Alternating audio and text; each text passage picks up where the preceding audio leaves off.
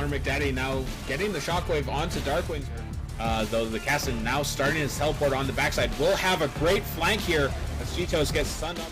Pull him back in. Kitsune diving into the backside here. Tries to hold Jamek and Banana. He will get rooted up. The Olaf going very low. Will get taken down.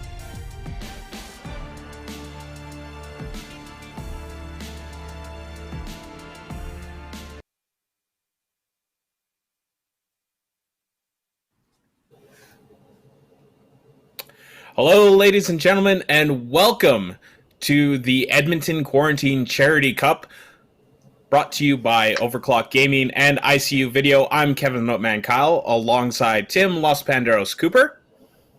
Hi, everyone. And we are getting into game here. We seem to have a slight technical difficulty on our end, but we are into picks and bans for the first game of what will be a round-robin series here. To lead into playoffs coming on Sunday. Yeah, I don't know about you, Kevin, but I love the ocean, so I am A-okay with this right now. Yeah, it's nice and calming, getting us ready to, relax and swim deep in the ocean that is League of Legends here. But we can narrate the picks and bans to you here because we are in the lobby ourselves. We are on separate computers all here. I am in my own apartment. Tim is, I believe, in your own apartment or house or whatever you're Correct. in. Yes, sir. While our broadcast studio is up on the north side of Edmonton. I'm downtown. Tim's on the left, south side of Edmonton. So we're all spread about for this one. Somewhere. It exists somewhere at some point in time. But that is the magic of the internet, that we can put this together for you here. But we're starting off the game. Picks and bans are finished up for the first round here. We've got Graves, Varus, and Zoe banned out, as you now see on your screen here by the blue side, with Vayne, Pyke, and Wukong banned on the red side. Yeah, some pretty strong bans coming out right off the bat. We've got Varus is very strong on this patch right now. His poke Varus build does a lot of damage, very effective. Graves in the jungle has been dominant, did get a little bit of nerfs this patch, but still very strong. And then Zoe is one of those mid champions where if your mid laner doesn't know how to deal with them, or if the other mid laner is extremely competent on him, they can just pop off. So I totally understand the Zoe ban as well too. Yeah, and then from the other side, we're seeing Wukong, very strong. Pyke, good ban. And then Vayne. Vayne can be a terror. So yeah, all three of those are very strong. Like, one person can take over the game with those picks. Even on the blue side as well. Like, all of the picks, except for maybe Varus. I'd say Varus is possibly the weakest solo carry out of the 6 picks there. Oh, I don't know. I don't know anymore. I don't know, actually. There's some madness going on with some of these Varuses right now. But we're not going to see him this game, so we'll have to wait till later on to see if that can be proven to be the case. Yeah. But through the picks so far, we've got Kaibacorp on the blue side here, picking up the Yasuo and the Misfortune early on. So probably I would assume a mid lane Yasuo and AD carry Misfortune there. Well, Winions Are Us on the red side here, picking up Ezreal and Leona, so insta-locking their bot lane with their first 2 picks. Yeah, and Ezreal Leona is one of those bottom lanes that has a really high damage potential. So if you manage to land a snare from Leona and Ezreal's able to follow up with his combo either outside of the minions or pushing forward on them, you can get kills and just snowball that lane very quickly. But the Alistar pick, very good pickup against Leona. Going to be able to knock her away if she does come in. As well, He's going to be able to set up the Yasuo as the game seems to go on. Yeah, Renekton being the third pickup for Winions Are Us on the red side there. Strong solo lane pick, not quite as strong as he was last season with that Spear of Shojin. That entire item had to be removed just because it was so broken on that champion. Yeah, absolutely. It went the way of Deathfire Grasp with LeBlanc, where there was too much power loaded into one item, and that champion entirely revolved around that one item. The Evelynn. Evelynn picked up. Evelyn's one of those junglers that you love to see when you get to see her. She's got she just changes the dynamic of the game a little bit. Changes where you should be warding as well too. As a support, you want to ward camp so you can see Evelynn as she's farming. And having that ability to just pop up into a lane and exert a massive amount of damage in lanes that have a lot of CC, she's a very strong pick. So Renekton brings CC to his lane, and Leona's bringing CC to her lane as well too. So Evelyn going to have a lot of gank opportunities. Yeah, and saving the counter pick mid here. We'll have to see what they go with. And it looks like the Diana been nerfed, I think the last patch or two got some nerfs finally after being very dominant this season. Yeah, Diana, very strong. For the first time in a long time, to be honest. Really just really taking over a lot of games. I don't know exactly what it was. Oh, they changed the way that her abilities were. So they moved her jump instead of being on her ultimate, they moved it to one of her normal skills, gave her a lot more mobility in that mid game. And then that really opened up the floodgates for Diana players to be able to choose what it is that they want to be able to do. Some Dianas would play in the top, mid, jungle. So this game it looks like Diana mid. Yeah, interesting pick. I would imagine going against that Yasuo. So I can't really say how that matchup goes. There's a lot of burst on really both sides of that matchup, though I'd say the mobility is definitely in favor of the Yasuo early on. Mm-hmm. And I think it's one of those matchups where both champions, if they manage to get ahead, are just able to completely control the fights in the mid lane. It's the worst feeling in the world when you have a Yasuo who gets big and just starts to take over the lane and really forces you from even going midway in your lane. You just don't feel safe. So, and then you have Diana, who also has that ability. She can jump onto you very quickly, get completely in your face, and with the movement ability, move to her E instead of her R, makes her very vulnerable, or makes her very aggressive in the opposing jungle. She can move in for a lot of early invades on the jungler that she couldn't have done previously. So, in a very strong place. Haven't seen a lot of her recently, but excited to see her this game. Yeah, and the jungle matchup should actually be fairly interesting because I believe these are both of the teams that were joined in rather late to the tournament or got their teams set up at the very end here. I saw on the Discord that we had set up for the teams that they were looking for some junglers, both of these teams. So I believe these are two substitute junglers here. That might be possible. I'm not 100% sure how that worked out for both of them. One team did need a sub, and with the big time commitment over the weekend, it's totally understandable. This is all for charity at the end of the day, anyway. So if you want to bring in a substitute, as long as you're playing, we're happy. Yeah, no, and as you said, this is all for charity at the end of the day, with our funds and proceeds going to the Edmonton Food Bank to help people out in the tough times that are this quarantine life that we're kind of living right now. Even with things lightening up in the last few weeks, things are still pretty tough after 2 months of, the quarantine life.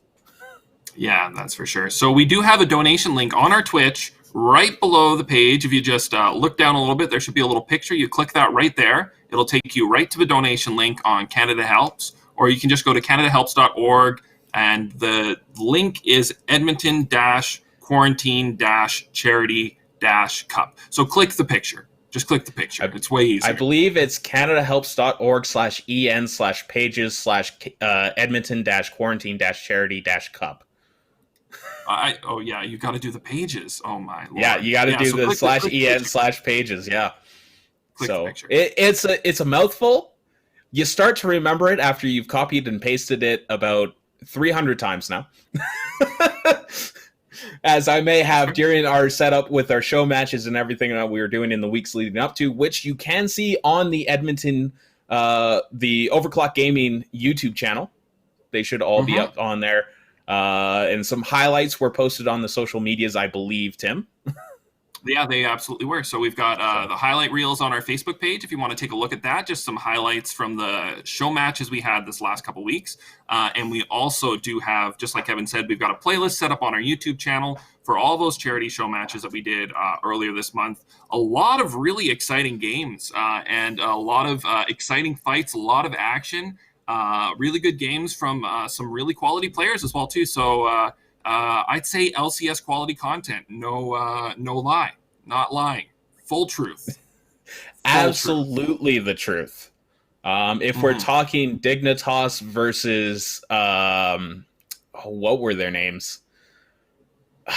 I can't remember. I know Dignitas was one of them where there was 2 tower executes and 2 Baron executes within like a minute and a half of gameplay.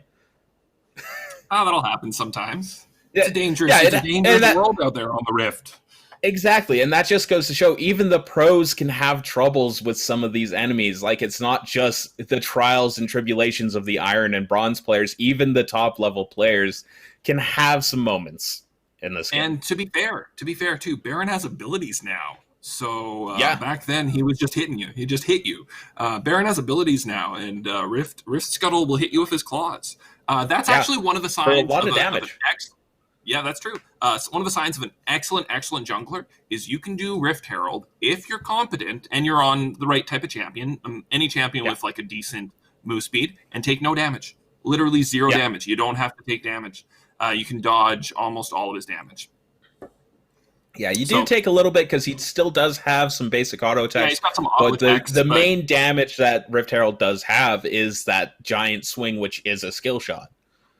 Yeah, so you've got the ability to really outplay the game nowadays, which is a cool little addition as the games evolved from those days where Dignitas would die to the evil Baron buff.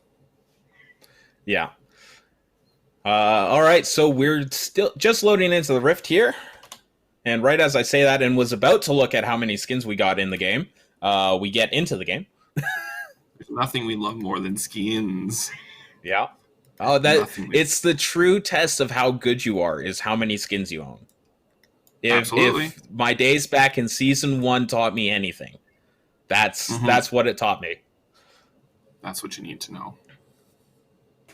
So we got Swain, Kane, Yasuo, Misfortune, and Alistair for I believe it was Kaiba Corp on the blue side, and Renekton, Evelyn, Diana, Ezreal, and Leona on the blue side for Winions Are Us. We are getting into game here. Game number 1 of our round robins for this weekend. And we'll have to see what goes on. We're looking at a 5-man invade possibly here. Ooh, I love it! The 5-man stack, my favorite play. Here's the trick. Okay, no, I'm giving you my secrets. Oh, these are hard-fought secrets.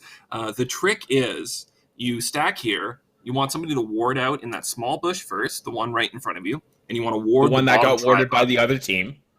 Yep, correct. And if you ward those 2 positions and you stack here, and the opposing team chooses to invade, you have every opportunity to counter their play. You can wait for them to face check the bush, in which case you kill them. You can watch them run around to your red, in which case you kill them. There's just all these different opportunities to take fights at that point. But you do have to put those wards out so you can see the team as they're moving. And of course, that does make your blue vulnerable. Yeah, so if you get invaded on the opposite side of the map, that's a bit of tough luck. Yeah. But it doesn't look like we'll get any shenanigans here, so. No, we're seeing a Kane start on the Raptors, which is a pretty normal Kane thing to do. And we're going to see an Evelyn start on blue, which is also a fairly normal Evelyn thing to do. I wonder, did that Leona take... She did take her Q. She never bothered to use it on the blue buff, though. That's okay. Mana is valuable. And they are going to get baited in the small bush there. They're going to go a long way, and Alistair's not going to get a chance to do some secret bot lane harass onto them. So first win goes over to Winions Are Us, not getting caught in the bot lane trap. Yeah, no, that's always a good thing to avoid early on. There have definitely been several times where I've walked into that bot lane trap, and that just signals a rough game for me coming up. Yeah, you don't want to take all that damage there right off the bat. It's just, especially when you've got a little bit of nerves, your first game on stream, first game of the tournament. We do have a stun up onto the Alistair. Not a whole lot going to come of it. The Leona going a little bit low, but in the mid lane, Diana almost going down to the Ignite. Managed to get under her tower in time. We only saw a quick glimpse of that from the directed camera. But the headbutt pulverized now. Alistair going in there. The Leona going very low. The Ignite ticking away. The Misfortune will not be able to find the double up or anything to deal that extra little damage she would need. Stun up onto the Swain in the top lane. Pull back in. The Renekton now going fairly low. Swain healing up. He does have almost a full rage bar here, so gonna waste it on only one minion instead of a full minion wave. Waste? So how darest thou? Utilize. He's in a dangerous health pool right here. He's got to be a little careful. So. He is. But I mean, that is part of the play with Renekton. You get that full life bar, dive into a full minion wave, call the Meek once, and you're back to like 75% life. Yeah, you do take a lot. You get a lot more health back. So in this bot lane now, Alistair no longer. Oh, the flash forward though by Swain, gonna pick up first blood with the quick root on Evelyn. Now landing the charm onto Misfortune, will not be able to proc it. Alistair playing some defense, being that offensive lion man for the AD carry, keeping him safe. And only one kill given up in that play. Yeah, no. Sorry, I don't want to interrupt you, but they just decide to jump in whenever you want to talk. No, that's the way she goes sometimes. Kane here in the mid as well, too, with the double buff. Diana already has no flash. They're not able to pick up a kill, though. Yeah. No, and jungler comes in for the counter gank, just keeps everybody safe there. Yeah, back to this bot lane where they've got, they do still have the Ignite advantage right now, but with their health pools, not really burstable at this point for them in that bot side, so we're not really going to have a kill opportunity until they can do a little bit more poke. But this top lane is going to get tricky here for the Renekton Swain teleporting in there, but Renekton not really able to take full advantage of it, took the brunt end of that trade. Though I think Renekton probably will be looking for it back here soon. Mm-hmm. And this is going to be a frustrating lane for Renekton as it goes on. Renekton really likes to play in and around that minion wave, gives him the ability to dash forward, make aggressive plays, and as well to get the maximum value, like you were saying earlier, off his Call the Meek. But Swain also really likes it when you play in the minions, because he can throw out his ability, which he uses to farm, and at the same time harass you, pull you back, and get his entire combo for a free trade, which is really Renekton's trick. Renekton likes the free trades. Yeah, but we do just see some minor trading going on. Not a whole lot of action other than that early first blood here. Kind of things have slowed down going back to farming. We do see a 20 CS lead down in the bot lane, though, early on here. Yeah, pretty sizable CS advantage. Misfortune here is now going to take her first base. She's got a good chunk of money. She's able to pick up that BF sword on her first back, which is a huge pickup for her. Being able to grab that. Yeah, no, a very large pickup here as the sound does come on a little bit high in our screen here as the engage comes down from the Swain. The slice and dice out, managing to just catch on to one of the blue minions there to keep himself alive. Renekton surviving the engage. Ultimate burn by Swain, though, so Dominus is available for Renekton if he wants to try to gather some of this minion wave here. Yeah, he should be okay to farm. He does have to be a little cautious here with Swain. He's really going to want to look for when Swain throws out his claw and then dash at that point with the dog. The headbutt in onto the Leona, though, now for Alistair as the carry's trading back and forth, but Yasuo is here. Guido Mista looking for the dash forward, but not going to find anybody to connect with. So, yeah, good disengage for Winion. Yeah, if Winions get caught up in an Alistair stun there, Yasuo is 6. He's got his ultimate as well, too. So the last thing they want is to give him an opportunity to come in, pick them up, and just ruin their day. Yeah, and we do see the Dragon Pit cleared of wards. Not going to start that one up. Kaiba Corp here. Early on, they do have that advantage in the bot lane as Alistair goes in with the headbutt pulverize, picks up the kill onto Leona. An unfortunate double up, getting that crit damage as the Yasuo's last breath comes through onto Diana. Gonna miss the Q, so won't be able to really continue too much there. Just a little trade back and forth. Ultimate burn for Yasuo, though, so a little bit of an advantage there for Diana. Yeah, Diana in this lane now. She's down a lot in CS, but just 9 right now. So Yasuo does have an item advantage a little bit on her, but we do have her here, and she's got some support on the back line from Evelyn as well too. If they can make this work, nope. Unfortunate. Not Decide to back off from that one, yeah. And everyone goes back to farming, which seems to be the name of the game. That's not what we've seen through our show matches so far. The slice forward by Renekton, dicing into the Swain from behind there, going to get some extra damage there. A good use of Call the Meek that time. Yeah, and Swain's Claw not connecting, not able to pull back Renekton for the re-engage. We do see Evelyn there looking for a possible gank on this lane. Really, this is like where you want to do a bait as Renekton. But it's tough. It's tough to get on Swain. He plays so far away. It's just very hard. That range advantage that you have in a solo lane can really be a problem, especially if a player is really good at freezing their lane right in front of tower, because then they can really stay safe just inside of their tower range against that melee opponent. You can't really engage on them because you'll just be tanky tower shots. Yeah, he's in a very fortuitous position right now to be able to avoid those Evelyn ganks. So good positioning by him. He hasn't gotten a lot of jungle pressure yet this game from the Kayn, but I suspect we're going to see Kayn a lot more across the map now that he has finished his jungle item.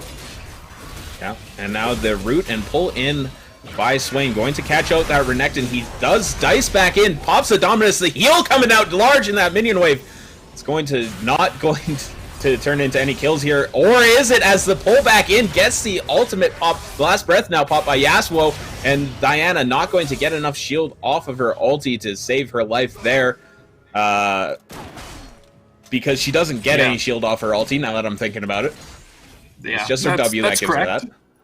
That's true, but regardless, both solo laners falling down there. Renekton turning that first trade back around, but unfortunately Swain managing to land his second claw, and that claw is going to be the claw of death, unfortunately, for Renekton. And in that mid lane as well too, the Yasuo now with his ultimate, he can just he's just too much damage. That's the fact of the matter.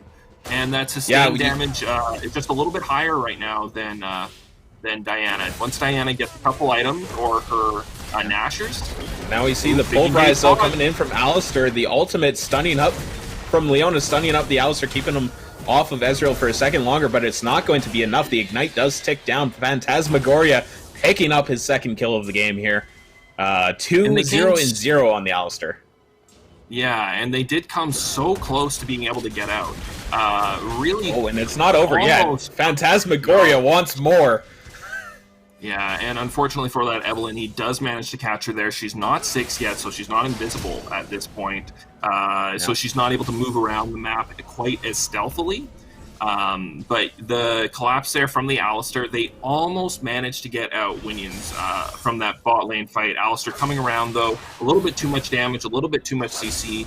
Well played from Kaiba Corp, managing to pick up that kill, and then the extra onto Evelyn. Ooh, and here it goes! And here we see another last breath landed. The Shiv procs coming out.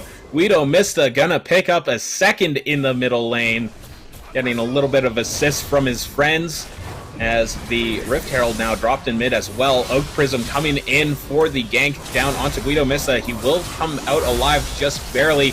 Renekton going very low as the Kayn will pick up that one.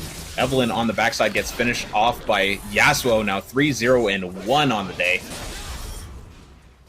Yeah, Yasuo getting very big now at this point. Now we're starting to see sizable gold leads start to accumulate. We've got an 8k gold lead right now for Kaiba Corp, and a lot of damage on these very, very scary solo champions. So Swain, excellent at soloing a person one-on-one. Ooh, Leona here might be a little bit caught. Was clearing a ward out. Yeah, does get the double stun there. The headbutt actually going to knock Leona away to safety. The bullet time comes out there and not safe enough. Coleman picking up his first kill of the game. And this tower now going to be heavily under siege. Yeah, Ezreal on the run. Phantasmagoria looking for his fourth kill. Will not get it. The Arcane Shift keeps Ezreal safe. It's hard to track down Ezreal with that E ability. Now Diana trying to get in on the action. Very deadly. Yeah, under tower now. Phantasmagoria with the ulti popped. just going to tank that tower all day long. Guido Missa comes in for the cleanup, the last breath, dealing the killing blow to Diana under that tower. And 11-0 now, the kills for Kaiba Corp in this first game. Yeah. Diana coming for the rotate, trying to save the tower, but unfortunately for her, not big enough at this point to be able to fight off 3v1 under that tower, so she will fall as well. Tries to help her team, but doesn't end up working out for her. And that's our second dragon, and we got an air dragon this game. Yeah, so the Cloud Dragon map coming out, possibly a Cloud Dragon Soul. We'll see how many dragons we get this game. Yeah, we're going to lead into that. Yeah, and Swain continuing to push down in the top lane. Dominus popped here. The fight will go down. Oak Prism falling very low. Swain will just flash forward, get the pop on his ultimate, and the kill onto Renekton. 3-0-0 for Swain in the top lane. Yeah, big pickup there for Swain. Swain really played this lane very patiently. Renekton getting a lot of damage early, doing a lot of winning in those early trades, but not able to convert them into kills. And unfortunately, because of that, at this point, Swain does have his Rod of Ages already started to stack. He's got 3 stacks on it. He's also got the ring that's going to turn into a Magi. Dark Seal, thank you. Later in the game, and that's the damage ring, the Ring of Damage. Yep, the Ring of Damage. Now, yeah, so Phantasmagoria looking for blood. Yeah, he's got that evil look in his eye. Moby Boots, and he's got some health. Gets the knock-up onto Ezreal. The stun coming out. Samick in a lot of trouble. Burning down from the Ignite. The knock-up onto Diana will dissuade her from helping out the Leona as she goes down here. The Evelyn now going to be next. The knock-up from Yasuo. Forgot that champion's name for a second.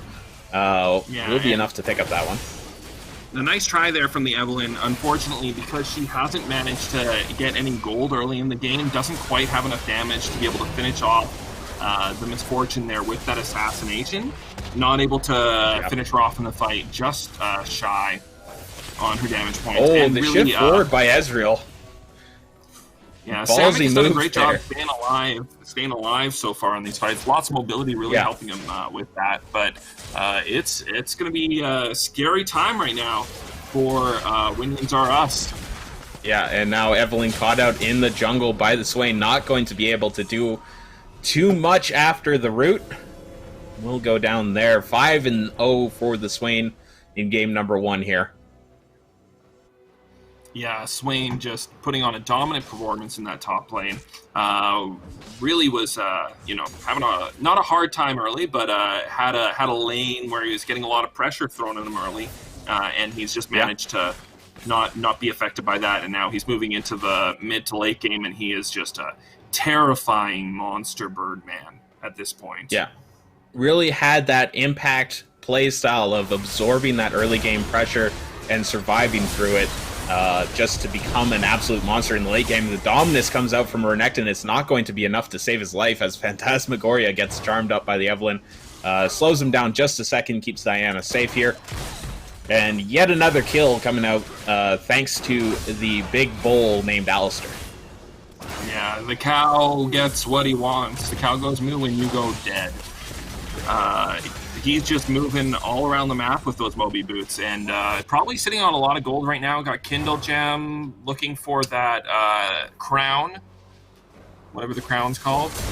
The Knight's Vow. Kevin, you're the one who knows stuff. As the ultimate comes across the bullet time, ripping through the bot lane of Winions Are Us, and now Alistair did not get the tank, the tower's aggro early on here. Renekton having to dash away in the top lane. Going to keep Leona alive here. Just an unfortunate, if you're Kaiba Corp, an unfortunate choice of aggro for that tower. Yeah, and that's going to happen. Towers are evil in League of Legends. If anything's evil, it's the towers, so that's for sure.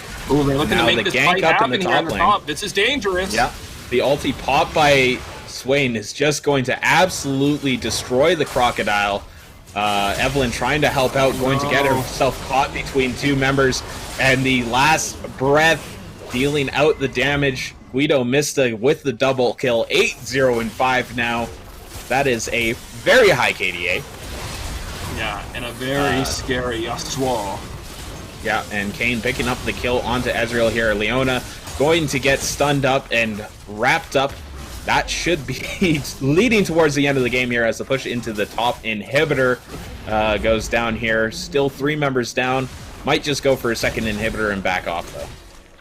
Yeah, and Kaiba Corp here have had a pretty strong control over all the lanes this game, and that is what really enables these mid-game pushes at like sub 20 minutes. You can't do that unless you get advantages in all your lanes. And things just and the really three-man knock-up! Alistair dealing out the CC, and Yasuo picking up what he is laying down. That is going to be a 4-man wipe. Ezreal, the only one left inside of the fountain, and it's not going to save him. The ace coming out for Kaiba Corp, and that should be the game right there. Yeah, Swain, with the ability, one of those champions that can say, no, you're not in your base anymore. You are here, my friend. Come to me. And he's going to go down. So they're looking to finish this game out with a perfect record, but no, there's a death. He goes down. But it was an execute, so it doesn't count onto the scoreboard. Do we count that? I see a 1. I see a 1 next to the name. Is that a ghetto perfect then? S minus. the S minus instead of the S plus. The double kill coming out for Misfortune as the bullet time reigns across the team once again. The Nexus is falling down. There is the kill. It is no longer a perfect game push too far into the fountain. But that is the end of the game. Kaiba Corp taking the first game of the Edmonton Quarantine Charity Cup round robin. Yeah, really dominant first game performance there from Kaiba Corp.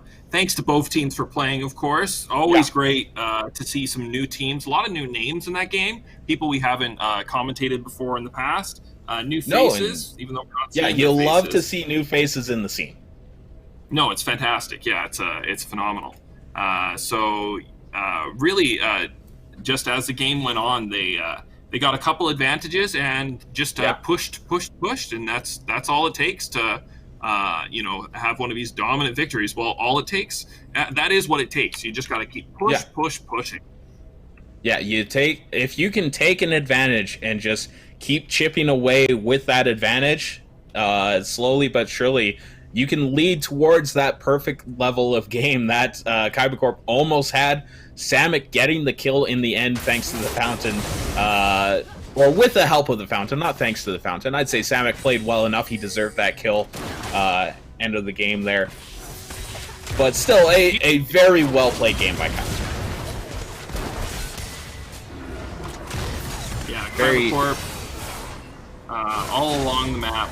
It'll be interesting to see if they get these champions more as the tournament goes on, or if we're going to see some targeted bans in the games as we push forward. Yeah, there was talk if this is the jungler that they may have picked up that was being talked about in the Discord was a Kane main, so maybe that's something that in the round robin teams look at and go, okay, maybe let's get this guy off of his main. Let's see if he's maybe just a one-trick Kane player. They do exist. So, those do exist. They surely do, and especially at the top of the ladder. I feel like I hear about a lot of Kane players, solo Kane players up in the Diamonds and Masters. Yeah, very strong champion. He can move through walls. I imagine like he's a solo queue stomper as well too, because hard to deal with if you don't know where he is, and it's hard for solo queue to coordinate. Understanding where characters are in the game as well too. Yeah, exactly, and that is something that is a little bit different for teams that are just like gathering together for the first time. Maybe you're a solo queue star, but you won't necessarily do all that well in a competitive environment because it's such a different game when you're playing against a full coordinated 5-man team. Yeah, absolutely. We have heard these stories of these solo queue gods at the top of the challenger ladders, and yet they don't ever seem to be picked up by teams, even when they get tryouts for various top-level teams, just because there is such that huge difference between a solo queue game and a ranked game, and a competitive game. Yeah, for sure. And if you figure out a trick that really works against players that aren't paying attention, it's not going to work once the teams are back and they're paying attention again. So yeah, you got really 5 people in a Discord call. It's tough to go and just sneak up on one guy over and over again, because the other 4 members are going to be going, "Hey, bro, he's doing this to you. Stop! Watch out this way." Figure out what's going on, yeah, and then work together, which is rare in solo queue, but it does happen occasionally. And I gotta say, when it does happen, those are the best games. Yeah. All right, so that is going to do it for game number 1 of our round robin. We will be back in just a few minutes as these highlights continue on from our first game here. We will be back with the next matchup for you very shortly, so stick around. Maybe take a quick look at the Canada Helps page that you see linked with that donation button down on the Twitch page here, and we will see you in a few minutes.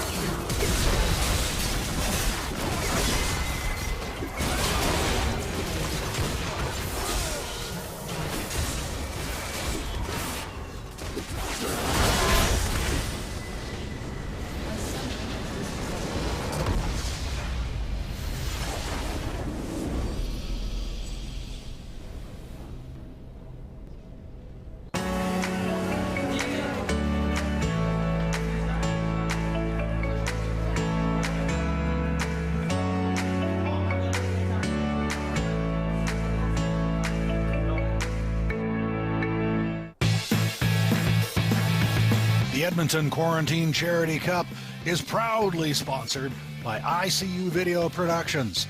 We don't webcast, we procast.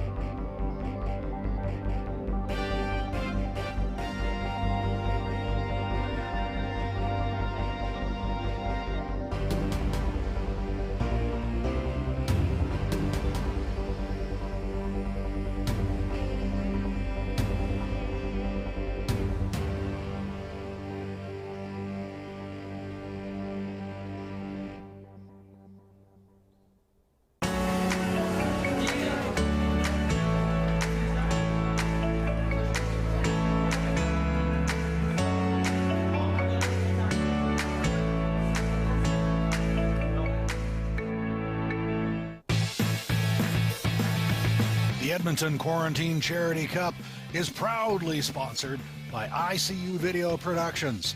We don't webcast, we procast.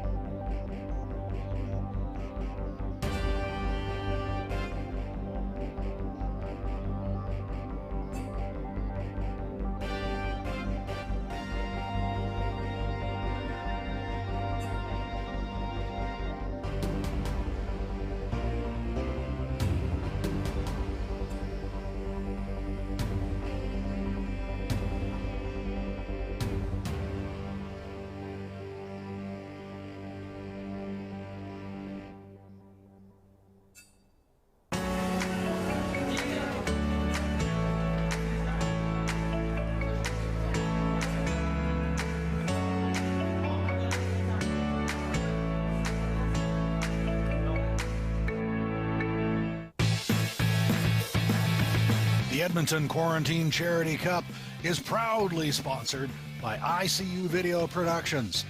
We don't webcast, we procast.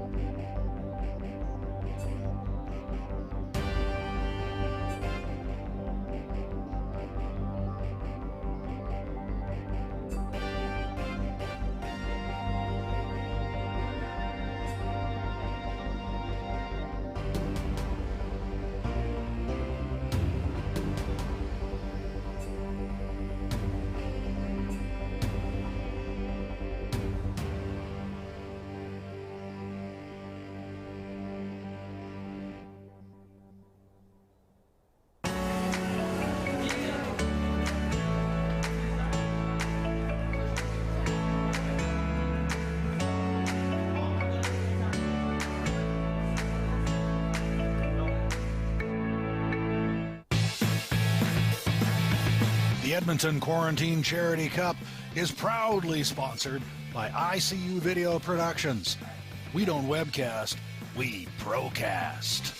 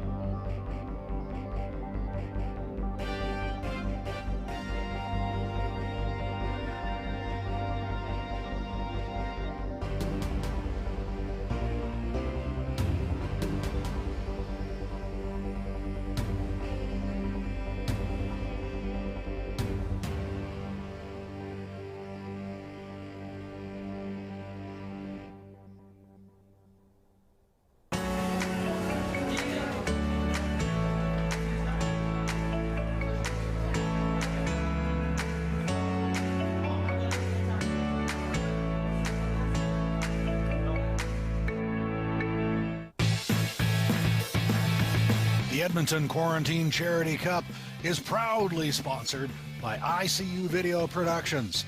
We don't webcast, we procast.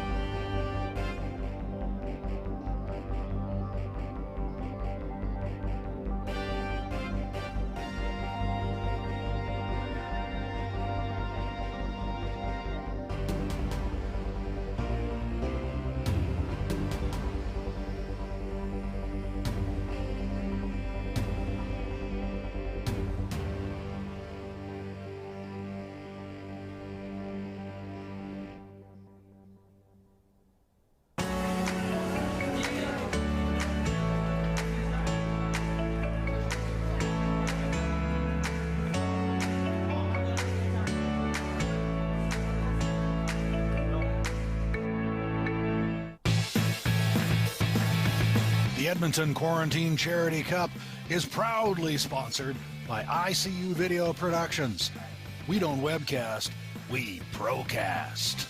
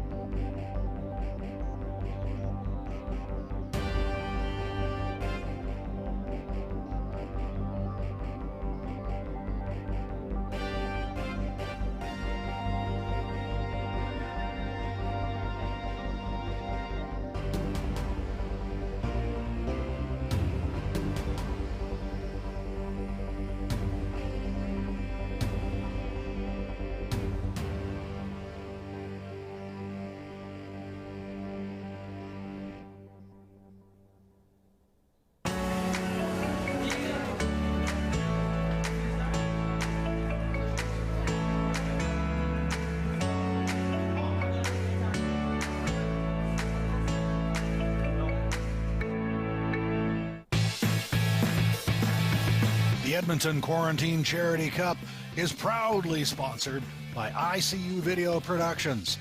We don't webcast, we procast.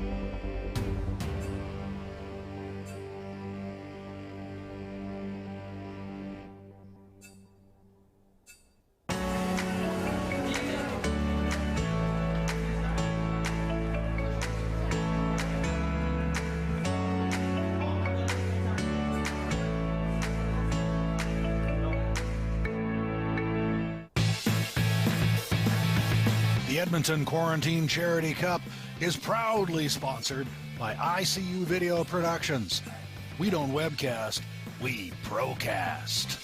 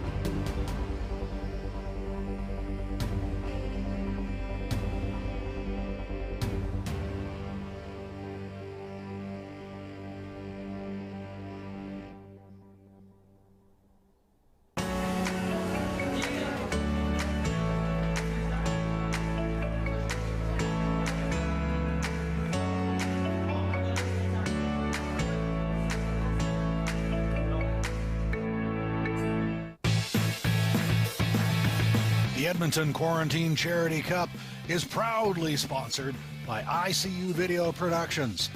We don't webcast, we procast.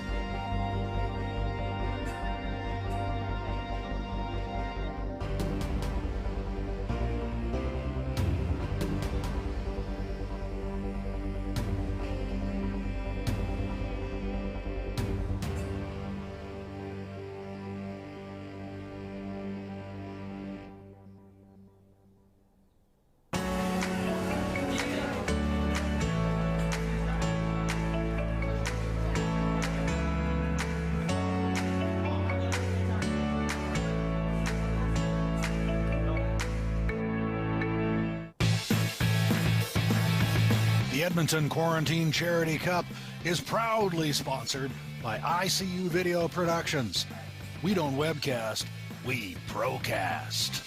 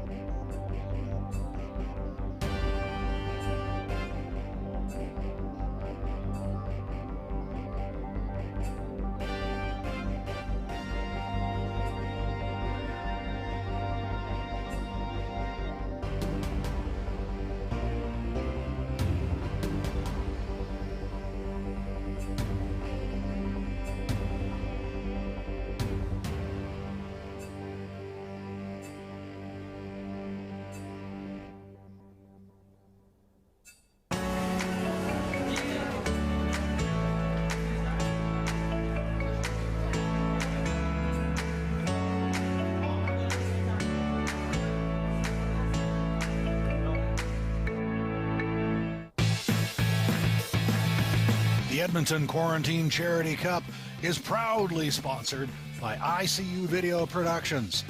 We don't webcast, we procast.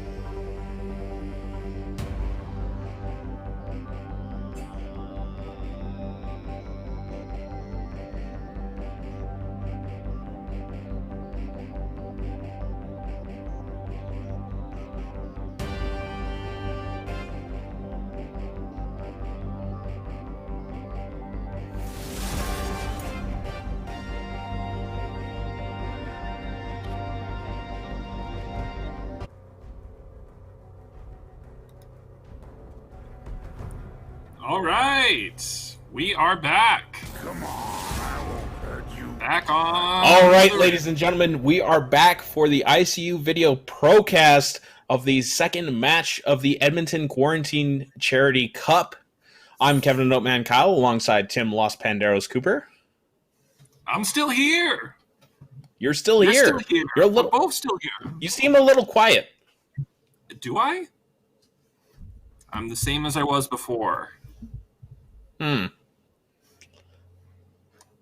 Well, either way, we are into picks and bans of the second game here. All right, yeah, we are. We totally are. Starting off the game, we've got Negative Space versus Fake Friends. So Fake Friends is going to be on the red side, Negative Space on the blue side. Olaf, Trundle, and Talon getting banned out by Negative Space. And we're seeing mid lane bans coming out from the side of Fake Friends. We see Lux, Zoe, and what third are we going to find? That is the question that Fake Friends is looking at right now. It's going to be the Evelyn. Ooh, interesting. Yeah, Evelyn. We did see Evelyn in our last game. Evelyn is one of the champions. In fact, Kitten's always been known for playing very strong throughout all the seasons. Even when she wasn't strong, he's always been strong on her. Knowing how to manipulate through the shadows and pop into different lanes at different timings is really what makes Evelyn player great. So Kitten's got a lot of experience on that. They want to say, no thank you, no Evelyn. Yeah, no, definitely. When you're two teams like Negative Space and Fake Friends who have been facing each other in these overclock tournaments for years now, you kind of learn what the others are good at. And I think I figured out why you're so quiet for me. It's because I had you turned down. It was me. It was my fault. You're a cruel, cruel man, Kevin the Noteman Kyle. That is why you were so quiet there. But yeah, so you do learning so much about these players. Like, these players have played each other so many times that I'm pretty sure we won't see too many of their top tier picks for the individual players in this series here. Yeah, and we're seeing my boy Fiddlesticks picked up into the jungle for Fake Friends here. Fiddlesticks, tons of fun, a lot of damage, really quick clear, stays healthy in the jungle, got cool new wards. He's just a bag of, straw tricks. Yeah, and we actually saw you piloting that Fiddlesticks on Wednesday during our final show match leading up to this, which the first game, I don't think you had too much fun on it. I had a great time both games. That's the thing. You don't have a bad time when you play Fiddlesticks. You might die a lot, fair. But you do a lot of damage. That's fair. Damage. I was more thinking the fact that you ended up against a double jungle, which I don't think I've seen since season 1. No, that was double jungle, and I didn't get my blue buff until 22 minutes. So as Fiddlesticks. So those things were frustrating. Those were frustrating things.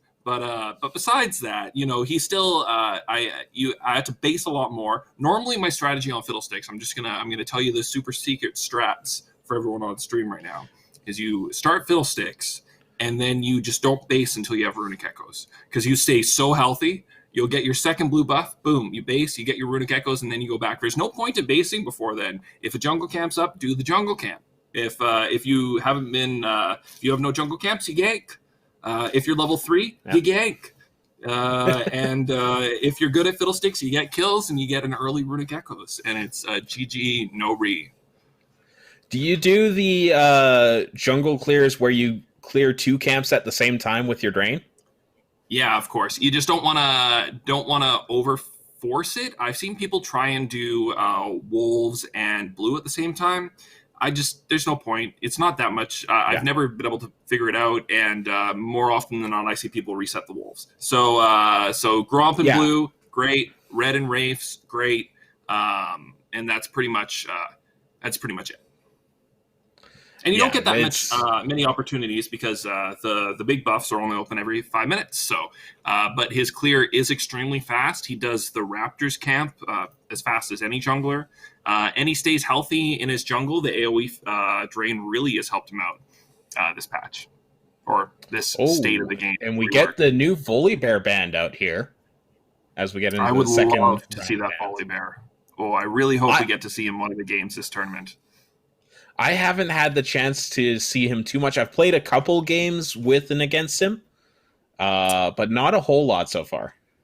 A friend of mine was showing me a potential exploit on Volley, but it's not really clear if it was, because he was doing it in practice mode. Maybe it was just a practice mode glitch. But if he activated the ult on a wall, right beside a wall, if you somehow manage to bring Volibear right beside his wall, activate his ultimate so that he can't actually jump, he cancels the ultimate, it resets, and he does the damage.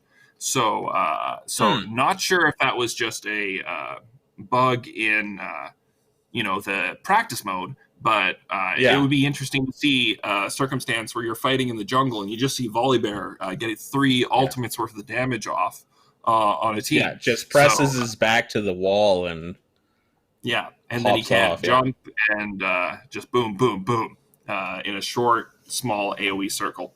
But anyways, besides that, both teams are seeming to shape out here pretty interestingly. We see a lot of long range followed by engage from the side of Fake Friends. We've got the Jhin, TF, and the Zyra. And on the side, believe we see a Soraka top. Ooh, Soraka top. Yeah, that's probably what we are going to see here. Oh, no. Yeah. Well, yeah, probably. Probably. I don't know what's going on with that team right now. Dodge, that's what's happening right now.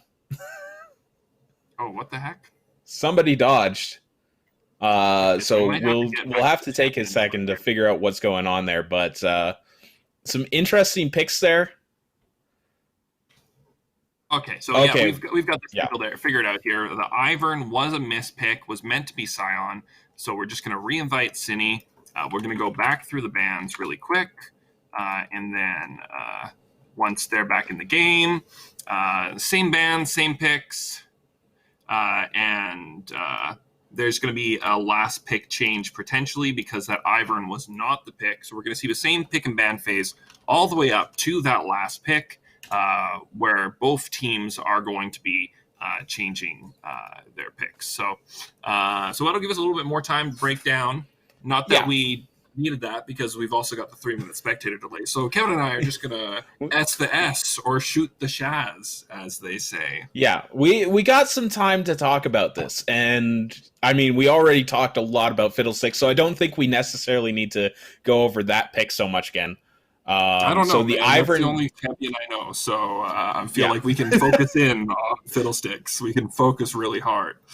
Yeah, that was like on Wednesday when I brought in Riot Honey Tower, a friend of mine, to commentate with me in game 2. He told me before the game, he's like, yeah, as long as there's a Fizz in the game, I'll have lots to talk about.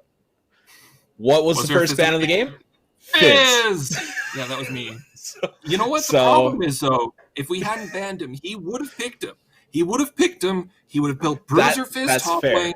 and he would have killed my top laner like 20 times, and then he would have killed me, and we would have lost even harder. So sorry, Lautner. No fizz for you, buddy. No fizz for you. I mean, that's a fair choice. And we are just quickly going through the picks and bans once again. They're just kind of taking out all the A champions. We know who they're going to pick up until that Ivern. So, I mean, we don't really need to see too much of this pick ban as we continue on in this game. They picked the Scion first here because that was the champion they were intending to pick once they do get up to the last pick. So they've first picked it instead of last picking it. They're putting it on the person who's going to be playing the champion. The people are just picking their champion so that they don't have to then, swap. So we're seeing a little bit different order in who's actually picking what, but it is going to be the same picks. It'll be interesting to see how it goes. Yeah, a lot of long range pokey stuff from fake friends this game. So we'll see I was going to say with the Ivern Graves, Sona, and Soraka picks, that was a little bit confusing because Ivern, the only two places I could see him going would be the jungle or the or support would be my two guesses for Ivern. So Soraka's going somewhere else, and you know where that somewhere is? It's still bot lane, but Q pick on Sona is the AD. So it's going to be Sona, Soraka bot lane, and that is going to be an oppressive, terrifying lane to play against. I don't know if that's what the choice is going to be, because they did have another AD carry in there as well, I think. Did they? You might make a liar their out of me. fifth pick was an AD carry. Yeah, it was the Vars there. He's going mid. The Vars is going mid? For sure. I don't know. He might. You don't think it's a Soraka solo?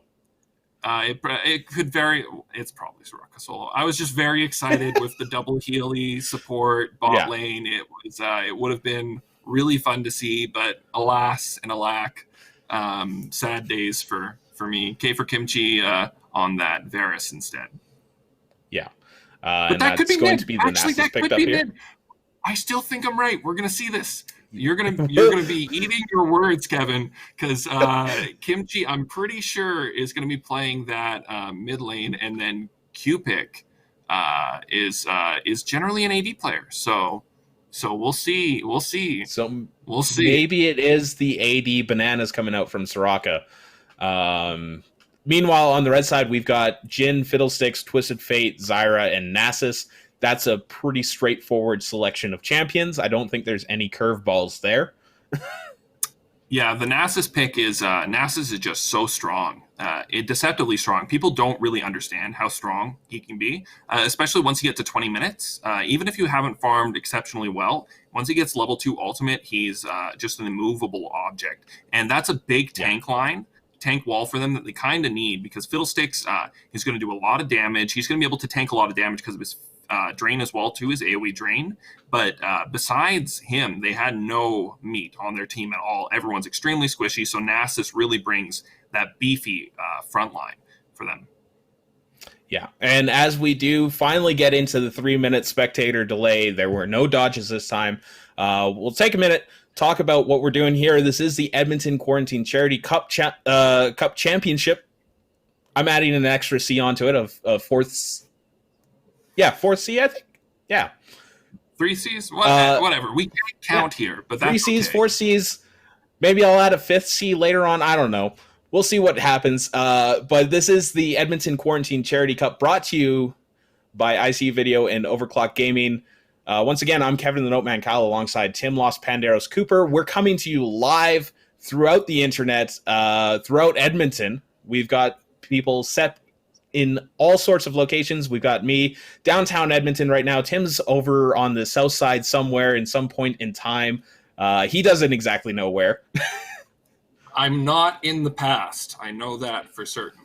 So and we've got our director Rob Zitlau and switcher Alex Tesowich, I believe is his last name. I forgot to ask him what his last name is before the broadcast. I've been working with him for a long while, and I mean, I just call him Alex all the time, so I forget people's last names. So sorry if I got that one wrong. I got Testowich. I was very close.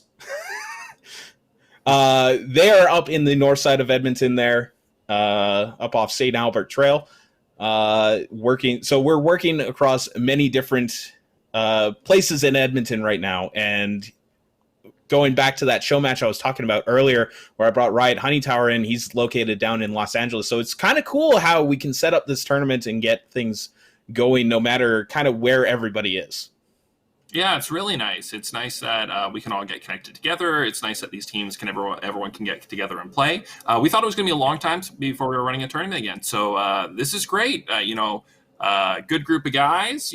Relax at home, watch some good games from some great players, and some medium commentary from some handsome devils. So yeah, exactly. And once again, it's all in support of the Edmonton Food Bank, as this is the Quarantine Charity Cup. It is a charity for the Edmonton Food Bank. So you can donate using the link down in the Twitter below, or going to canadahelpsstop.org/en/pages/Edmonton-quarantine-charity-cup, which it is much easier to just click that link that's down below on the Twitch page right now. Yeah, just a little picture. You click the picture, and then you give the food bank your money. It's great. Yeah. It's easy, and you're helping someone. And yeah, you should. And so if you can, that's great. If you can't, of course, we understand. Yeah, but I mean, even if you can donate just $1, it all helps out in the end. At the end of the day, so if you got the extra money, please feel free to give. But if you don't, again, as Tim said, not everybody has it. It is very tough times for lots of people right now. That is why we're doing this, to try and help and support where we can. So we are finally loading into game. If you can't donate, so what you can do, though, is you can share the stream. So share the stream, and then maybe you'll reach somebody who can donate. So give us your time. Share your social media. Promote the stream, and then hopefully we'll get some more people in here and we can reach our goal. We're aiming to try and raise $2,500 over the weekend. We're a little bit over 20% of the way there so far. So if you've got the capability, we'd appreciate it. They'd appreciate it, and your karma would get a +1 at the very minimum. Yeah, and I believe there's something set up with something about riot points, I've heard. Oh, yes, also. Thank you. Thank you for reminding me, Kevin. If you do donate, every day we're going to be drawing for a $10 and a $25 RP card. So if you share the tournament, use the hashtag EQCC so that we can find your chair, and then you'll be entered into the draw for that day. And if you donate, you're entered into the draw for all 3 days. So, you can be selfish and giving at the same time. So donate, win some RP, and share the stream. Do all donate three. $5, win $10 of RP. That I'd say that's the deal. That is a massive savings. Yeah, and we do have the teams just doing kind of a line of scrimmage here in the jungles. Both a bottom side start here for both teams. I love that fiddle dance. And interesting start here from the fiddle. He is going to start blue and then go onto Gromp. He's not going to do the L-old fun where you go wolves into blue Gromp and then you go bot lane, which is the L-old fun, aka what I do. I'm just telling you all my tricks. They're not even great tricks. They're not even great So tricks. when you see Los Panderos fiddlesticks in a solo queue game, by the end of this, if you watch this, you'll know exactly how to counter him, where he'll show up, when.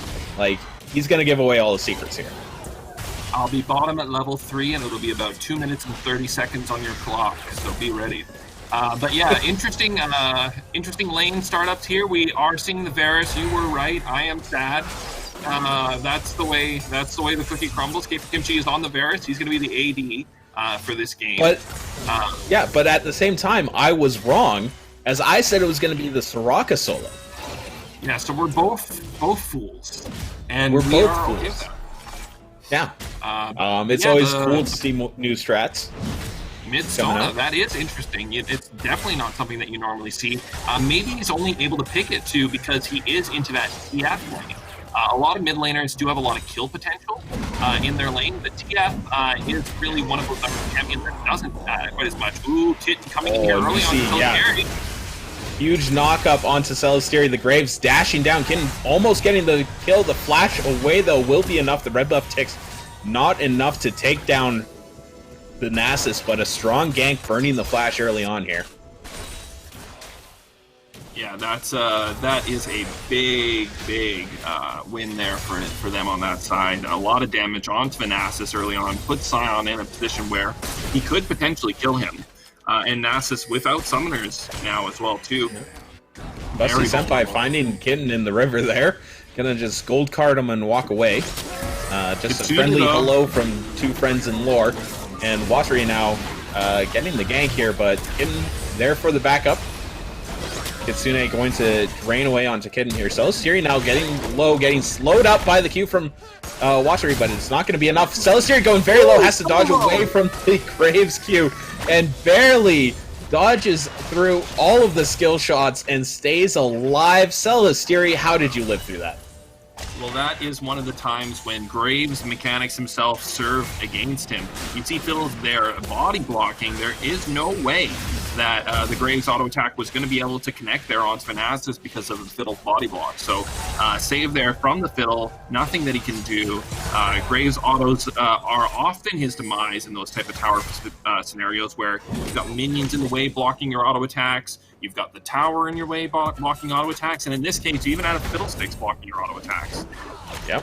But dancing here on your lane here. Watery now walking forward, going to take a little bit of damage. The W shield coming out, keeping himself somewhat alive here. But a hard push with Kitsune up in the top lane there. Kind of surprised that he stayed around so long. So the reason why they did that there is because Nasus was at a point where he was very vulnerable to the Scion without his summoners, and with Graves still having flash as well. Ooh, so they choose to hard push the lane into tower so he can get a reset, give Nasus the time to base, buy whatever he can get, and then come back to that top lane safely. So worried about dealing with a gank there from the Graves and maybe trying to get into a kill, so they're going to spend a lot of time push that lane hard into the tower. And that's probably why. That is a very good explanation that I will accept. I will give you 10 points for that one. I appreciate your points. I appreciate them. I will gamble them on my next prediction.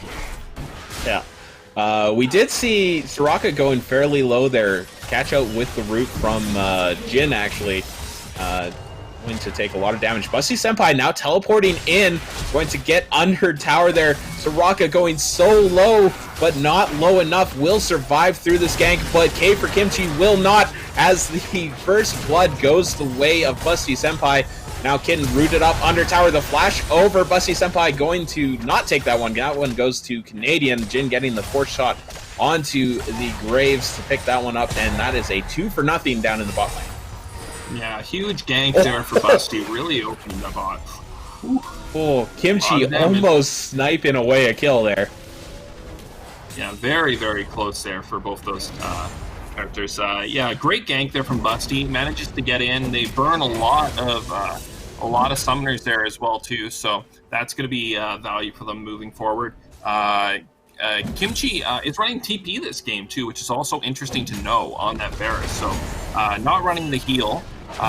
So he's not going to have that extra, all-in fight, but he is going to be extra mobile as the game goes forward, getting to different spots on the map.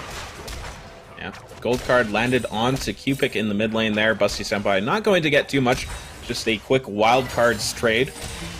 And really well played by Cupic there. If you saw, he quickly changed his form into the healing form so that he could land the damage reduction onto TF as he comes in with that gold card, so that while he's stunned, he's going to be taking the minimal damage possible from the Twisted Fate. So Cupic really doing well here in this lane. TF obviously being successful with that gank bot lane, but staying pretty even in farm with a very non-standard mid. Yeah, and I just wanted to look, Kimchi running the Arcane Comet for his masteries, so not going for a greedy what's that? The red runes. Yeah, Not Predator. You know the one I'm talking about, though. The one that stacks up. Yeah, Dark Soul something or other. Yeah. Dark Harvest. That's the one. I was like, I know it's like a Fiddlestick's name or something like that. I believe that's also one of Fiddlestick's abilities, right? I don't know the names of things, but yes, 100% guaranteed that's one of the names. Yeah. Celesterian Watsuri just trading in the top lane. The surprise party from Fiddlesticks. He's holding a birthday party just for you. And he picks up the double kill down in the bottom lane. I was surprised. You can cry if you want to. That was out of nowhere. Fiddlesticks just pops up from behind. Great gank angle from Fiddlesticks coming through their jungle, it looks like. Possibly through the top jungle all the way around, as they do have Tribush bordered. So he likely came around through the double buffs there. We didn't quite catch his path. But very tricky gank from the Fiddlesticks, comes from behind. There's nothing they can do. Kimchi still had his flash on cooldown as well too, so definitely capitalizing on the advantages they managed to claim early on. Yeah, and that just means more tower plays for Canadian, and the Zyra down in the bot lane here, just racking up a little bit of a lead here. 5 kills to none so far for Fake Friends here. Yeah, and very scary, especially if those kills go on to these champions that are going to be able to make a difference from far away. So we've got a lot of damage on the early kills onto TF and onto the Jhin. Both of them are going to be able to come into a lot of these fights in the mid game that are happening around the bottom to mid side of the map. So even if the top lane is just a wet noodle fight for a long time, having those kills in the bot side of the map is going to make it very, very hard for Negative Space to contest any sort of objectives as we move forward in this game. Yeah, and we did have the first dragon going down, I believe, off of those kills there, as the gank in the mid lane onto Busty Senpai, I believe, tried to ulti away, but not going to be able to get that one off. The rundown by Celestiri. Not often you see a Nasus running, I believe. Oh, that was the Graves that came in. That was Graves. I don't know why I saw Nasus. I don't know what I saw. You seeing things, my friend. I am. But yeah, no, absolutely perfect gank by them. They managed to take down the mid lane. That's who they needed to take. And they get his ultimate for it at the same time, too, which is absolutely massive. Denying TF that ultimate means that the bot lane can play a lot more confidently for a while. Top lane as well can play a little bit more confidently, and the jungler can make more aggressive ganks. And now root up onto Kimchi by the Jhin here, going to pop his ultimate, get some damage down. Kimchi actually landing the root. I don't think he realized that he did. No, I don't think he did either, but he off can't Zyra. really path all the way The through. flash forward, the Danger! surprise party. Now Kitten going to be the next target as Kimchi got taken out there, stepped a little too far forward, burned his flash trying to get the kill onto Zyra. Katsune's just waiting for the spear. Yeah, there it is. Yeah, Kitten so dropped very low. low. The heal coming out from Soraka, so barely going to live through that one. Yeah, and it was pretty clear what Katsune was waiting for there. He was just waiting on his spear cooldown so they could try and make that play under the tower. Don't manage to connect with more than one auto attack from the Jhin. If he had managed to land a second auto, he's dead. There's no way that those Jhin auto attacks are hitting really hard right now. He's going to be able to base here and pick up his first full item. We'll see what he chooses to go for. Might be Yomu's, might be going for the sweeping item. No, does opt to go for Yomu's start, which means that he is going to be very high damage right now in that bot lane versus the Varus. And importantly, extra mobility with that Yomu's, being able to pick that up, get the crit auto, or the guaranteed crit on his fourth, give him some move speed there, plus proc that Yomu's move speed, and that's going to be a very fast Jhin. Yeah, he'll be wherever he wants to be once these team fights start to happen. He does have his Swifties completed as well, too, so going to be very mobile. If they do manage to land a snare or a... I guess they're both snares for both champions on the Varus or the Soraka in that bot lane. They're going to have to be very careful because there's so much damage coming right in their face if they do. I would mention something about some of these fights in the top lane, but nothing's going to come of it. It's a Scion and a Nasus. Neither can really kill each other. Yeah, Nasus is doing well here. He's managed to maintain a farm lead against the Scion. He's going to scale harder than Scion, of course, because he does have that scaling on his Q. The Scion ulti coming down, landing onto Busty Senpai. He gets ganked once again and falls once again. No ultimate pop this time. Great timing on that gank here, because we do have the second dragon available for them right now. So that'll either give them an opportunity to take it, or it'll delay friends from being able to grab that dragon. Yeah. And I'd say probably two of the more powerful drakes are going to be the ones that are available for the Dragon Soul here. Actually, sorry, I thought it was Wind Drake that was first. It's the Ocean Drake. So either Infernal or Cloud Drake will be the Dragon Soul for this game. Interesting how that happens. I wasn't even aware that was the system where it's not one of the first two dragons.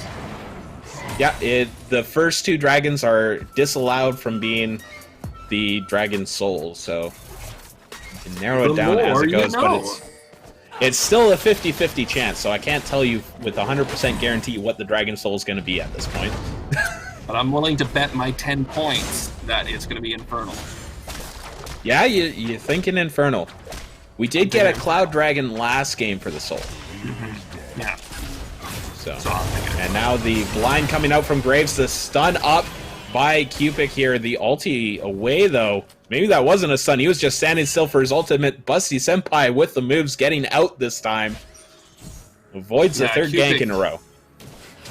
Getting into lanes very quickly right now. Yeah, Busty Senpai managing to get out that time. But again, ultimate gone for him. So that's, again, they've managed to remove that global pressure, which is always a big win here for negative space.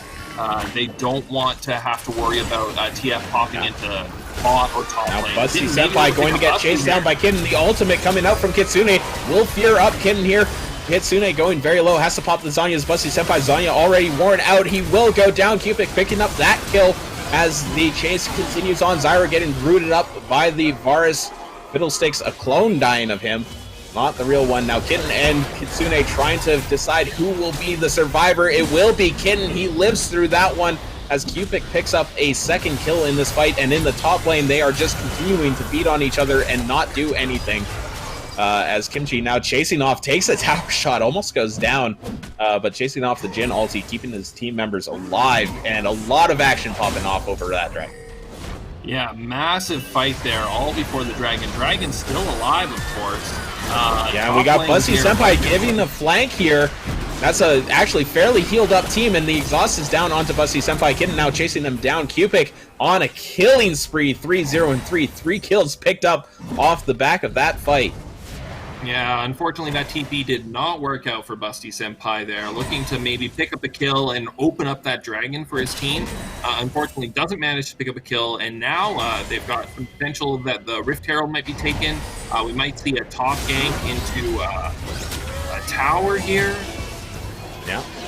And the ulti actually coming out from Cupid, maybe fighting off a bit more than he can chew, but he does take down the Fiddlesticks in the mid lane. Now dueling against Zyra as Celestiri. You can't beat him one-on-one with the Scion, but you can beat him 3-on-1. Yeah, that's the trick to killing Nasus. You need your whole team. If you have your whole team, you can kill him. If you don't, it's pretty tough. So. Yeah. And I was going to mention, because when we were talking about that TP, other things happened, of course, but I think that can fall under the famous Kobe category of, man, that TP sucked. Yeah, it could have been better. Yeah. But just think about the chance. If he made it work, You gotta picture the dream. Yeah, but I mean, Busty Senpai's still doing all right for himself here. 2-4-3 so far. He has the Roa stacking up here, so he's not too worried about getting too much going as Pottery comes in and slays the Fiddlesticks. K for Kimchi now on the run from a Nasus. That's a hard man to get away from. Busty Senpai helps out with that kill. The gold card coming out to stun him up. The root down onto Sion. Watery just turns around and knocks up the Nasus.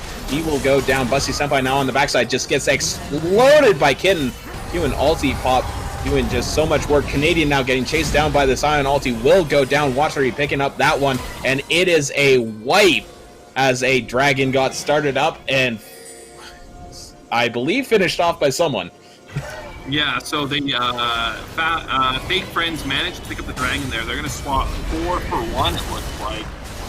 Negative Space really pulling the trigger here in this mid game. They've got a lot of engage as well too, which is something that we can't really say for the side of fake friends. Ooh, except for right here. Yeah, and we do have Kitsune trying to chase off the rest of Negative Space off that inhibitor with the ulti, not really finding too much. Soraka does go down, but the inhibitor not going to survive through the engage. So mid inhibitor is down. At this point in the game is really really frustrating when this happens to you when you've already lost one here, because they're gonna have mid pushing down. They've got Baron aggro in a little bit. As well too, dragons. They're gonna have to try and push forward for dragons, but it's gonna be tough. It's gonna be tough for them. This Nasus might be the final hope here for fake friends. Yeah, that is definitely one of the win conditions you can have, is that late game Nasus getting those 900 stacks and just one-shotting pretty much any squishy target on Negative Space, which there are a few. Yeah, there's a couple. But that is still a ways off. Celesteria sitting on 500 stacks right now. Cupid with the ulti onto the Jhin, really biting off more than he can chew here, as Nasus just going to chase him down, continue the Qs. But so much healing between Soraka and Sona here. Kitten finally showing up to help. Now Celesteria in a lot of trouble as the ultimate wears out. Kitten goes on a killing spree here. Double kill picked up with the Zyra trying to help out here. Canadian now on the backside getting chased down by Watery. The ulti will be popped. He will catch him just on that corner of the wall. Does not manage to avoid the drifting Scion. As Kitsune trying to get something back for his team here as he finds Kimchi solo in the bottom lane. Picking up a little bit of something, but that is a huge win there for Negative Space. Just pulling those triggers really quickly with the Scion here. And fancy footwork there from Mitten beforehand. All that, the Graves damage to really open up that fight there. Picking up both kills. Yeah. Flash to slow, and then picking up the kill as well too. Yeah, no, very well played by Kitten here. So far, 6-1-5 now on the Graves. Black Cleaver picked up, so he's definitely going to be one of the people you want focusing on that Nasus, trying to remove some of the armor that he has, which he hasn't built a lot of, kind of going for a lot more of a damage build on the Nasus. Yeah, we'll see what he itemizes as the game goes forward. He did go for the early Executioner's Calling, which is a weird item to build on Nasus, but it might be a necessity this game for him just to be able to deal with the Scion and the Soraka plus Sona this game. There's so much healing coming out from these guys that getting that Grievous production on a champion that wouldn't normally build it like Nasus might have to. He very well may have to. It's hard to get into Bramble, which also does the same thing with the Grievous Wounds if you manage to get there, but yeah, you know, that's only if they're hitting you as well too. So, and I have a feeling that Morelos will probably be what we see coming out of the Fiddlesticks next as well. That will be very huge, getting that Morelos healing reduction proc on that AoE ultimate. Yeah, that might be a possible win condition, is once they get all their Grievuses locked up. We'll probably see, we might not see it from Zyra as well too, actually, but it's possible. Pretty much every champion on their team has the ability, except for I would say normally an Nasus, but he has chosen to build those Grievous items. Well, yeah, and even so, usually with Nasus, you would see the Bramble Vest as the Grievous Wound item. But I can kind of see it since it's more of a caster-focused team that Negative Space has here with the Sona, with the Varus, with the Graves. Yeah, and if he ends up fighting that Soraka, he's not so worried about Soraka auto-attacking him to initiate that Grievous. He wants to activate it himself so that he can't just be kited. While now Zyra slowed up, pop very low. Kidden going godlike, catching out the Zyra as she was just trying to get some wards into her jungle. Didn't even get to step into the jungle. Yeah, Kitten absolutely massive right now on that Graves. He's also very close to completing his healing item. Oh man, item names are tough. He's building it right now. He's got the items in his inventory. Death Stance. Thank you. Death Dance. I got you. He's very close to finishing. Ooh. And Cupid just continuing to go so far in with the crescendos. Wattery just going to stand in front of his team like, yeah, Jin, just shoot your ultimate at me. I will take it. I will happily take any shot you want to throw at me. Here. And Cupid must have a lot of cooldown reduction right now because his ultimate already at 25% cooled at this point. Really big. Kimchi splitting the uprights with his ultimate there, but not going to matter too much as they take down the bottom inhibitor. Kitsune going to go golden, but that's just going to delay his death here. Double kill coming out for Kitten as he finishes off the Jhin as well. Now Nasus being the one being chased down here, exhausted as well. Busty Senpai trying to do something with the gold cards, but nothing's going to help here. Gets caught on the Nexus itself. Watchery taken very low, has to flash away, will go down to the towers. His first death of the game, and probably not too happy about that one. Well, he did manage to pick up a Nexus tower, so trading your top laner for a Nexus tower, I'm game. That is a great trade. So, I didn't think they were going to get it eventually anyways, but he picks it up in his Ghost form, so big bonus. But I am going to say, as the top laner, when you're rocking a perfect KDA, and then you die for that Nexus tower, maybe you yourself not feeling it's as worth. Yeah, top laners should always be used to dying. Die for the team, top laners. That's your rule. They should. That's why it's so rare that they get the chance to have that perfect KDA. Yeah, that's so true. And Baron might be the objective here coming up. They've got mid inhibitor cracked and no base towers, so if they're able to start a Baron dance here, especially with their heals, even though they do have to be worried about the Fiddle ult into Baron pit, they've got the red side positioning for that, which is the best possible positioning for a Fiddlesticks. They're probably gonna just do that. They're gonna force them to deal with the mid push, keep that lane pushed, and then just rotate towards Baron. And either they're gonna have to face check, or it's gonna be a free Baron. Without the Nexus towers, they don't really have many options right now. Yeah, the mid and the bottom inhibitor cracked as well. So really, the perfect inhibitors to have cracked for this mid game Baron push or late game Baron push.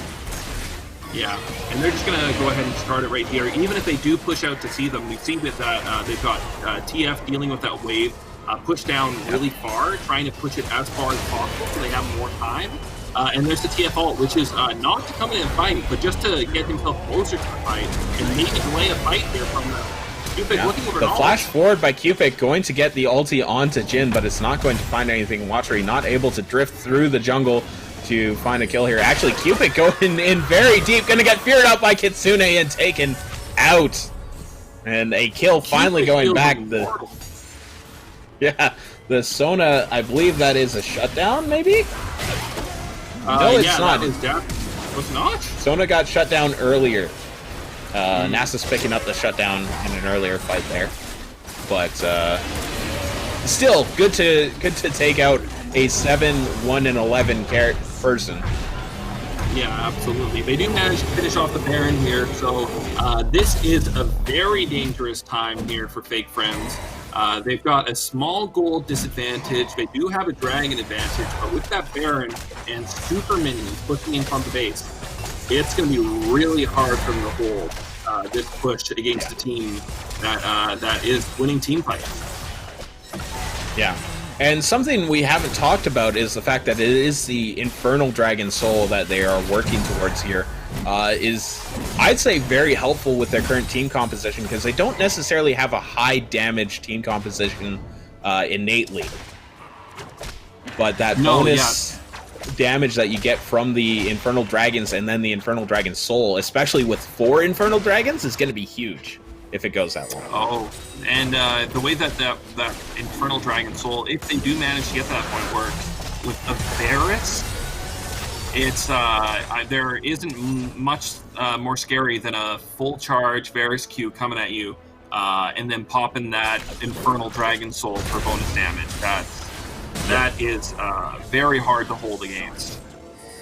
But that being said, that still is 2 full dragons away, so with the way this game has been going, I don't want to count fake friends out of this yet, but that is going to be a tough task to get to that point, as Canadian now being chased down by Kitten, staying alive for a surprisingly long time as Nasus comes in on the backside. He is going to go through the Soraka, tries to get onto K for Kimchi, but will not be able to do so. Too much CC in the way there. A double kill picked up by Cubic, I believe, and K for Kimchi going to pick up the Nasus as well, and that is going to be the game as they slowly finish this off. The teleport's coming out onto the base here, and Negative Space picking up their first game of the round robin. Yeah, well played from both teams. Negative Space really bringing it to them in that mid game. That's really when Negative Space started to pop off. You saw the early game. Busty Senpai got a really strong gank off, starting them with a good advantage. Right here, we're seeing it.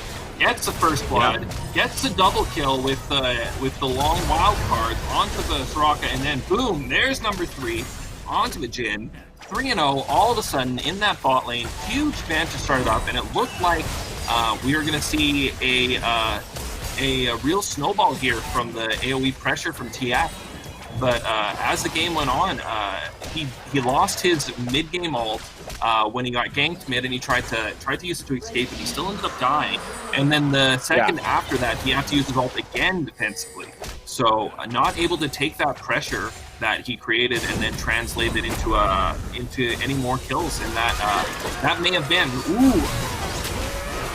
Yeah, and that was that beautiful route by Kitsune onto the bottom lane, weaving his way through the jungle, weaving his way between the wards, and finding that perfect opportunity to strike down in the bot lane and just try and snowball that lead that they had going down there.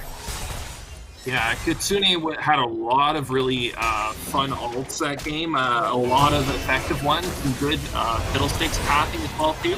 A couple of interesting bush fights, but unfortunately for them, they just fell far behind in gold, and they didn't have many choke fights this game. Fiddlesticks is one of the best champions in choke. Zyra, exceptionally strong in chokes. TF, really good in chokes.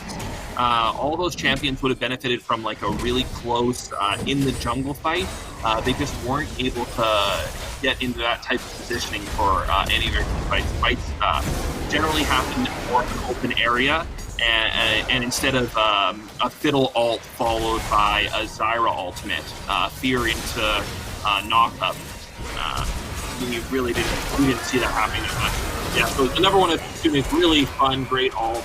Goes to a second bush, looks like he's running away. No, I'm not running away. I'm fiddlesticks. Yeah. No, very honestly well played by both teams throughout. Just Negative Space finding advantage after advantage in the mid game and attacking the global. That is one of the strategies that you often see with the characters when a team picks up Shen or TF or one of those characters with a global impacting ult. Quite often you see the other team just turn their focus onto that lane rather than try to attack a different lane, because then you eliminate the ability for somebody else to come. Yeah, both of these teams, great teams in the scene, really dominant. As this game was going on, as you can see here, it really looked like the game was going to go on the side of fake friends. This fight here might be the first one that really split in Negative Space's favor. That max range snare there from Kimchi to pick up the second kill. Kitsune extremely low, and he's going to end up going down here as well too. So right there, it turns from a 6-2 to a 6-5 game. Really eating it up there, and they don't pick up the dragon as well too. because as you can see here, Big Friends was trying to start that dragon snowball. They got the first one. They've got Fiddlesticks. Can safely take those dragons very, very safely. And they go for that dragon, and unfortunately for them, they not only don't get the dragon, but they lose the fight. They even up the game. And then as the game went on, we saw a lot of great roams from Watery into the mid lane, a lot of really good ganks from Kitten as well to create some openings. And unfortunately, Rusty Senpai wasn't able to put on the pressure that he had, that he may have in a different game if he was able to use that second and third ultimate offensively instead of defensively. But having to use it defensively really hurt their mid game here, unfortunately. Yeah, and that is just more credit to what Negative Space, and especially Kitten, he ended the game 11-1-9, so that is a huge KDA. 20 KDA, literally. But you just saw how well he impacted the lanes and how much pressure he brought out, and especially, as you said, onto that mid lane, onto that global ulti and TF. And here you see him jumping over the wall and just blowing up Twisted Fate once again. Kitten was just unstoppable this game. Yeah, well played to both teams for sure. I love seeing Fiddlesticks. Man, I'm so biased when I talk about characters. It's not even fair. I have a clear favorite, and it's the champions that I play. So yeah, I love that Fiddlesticks. Some cool things that he did that game too that I'm gonna steal for sure. Another great ult. Right. It's really hard to defend. Rift Herald +4. There's not too much to do. Power is already dead. Managed to pick up the one kill, but yeah. But again, just well played by both teams. A very strong mid game coming out from Negative Space really got them out of a bit of a hole that they had early. So we'll have to see how these teams do with the next few games that they play. I believe Negative Space will be playing in this next game, so we will see them right away again here. Negative Space is actually... Oh, I may have sent you guys I might have. Did I send two from one? We did have one schedule change. I thought I sent you the most up-to-date one, but I may not have. So we actually, this next game... I was just looking on the challenge bracket, which people can see at challenge.com/EQCC. Yes. If you're interested in seeing the bracket. Yeah, game 3, it looks like Wingins are us versus Negative Space, but we're actually going to do Team Fail Support versus Kaiba Corp for this game so that we can get all the teams cast tonight before we go on to day 2. That is a fair point to make. We did see Team Fail Support earlier in a, I think you could say, strong showing. In a show match, yes. You're right. Or yeah, Team Fail Support in the show matches with a strong showing, and Kaiba Corp again earlier today with a strong showing. So we'll have to see how these teams match up against each other here in a few minutes. So stick around. We will be back with the next game very shortly.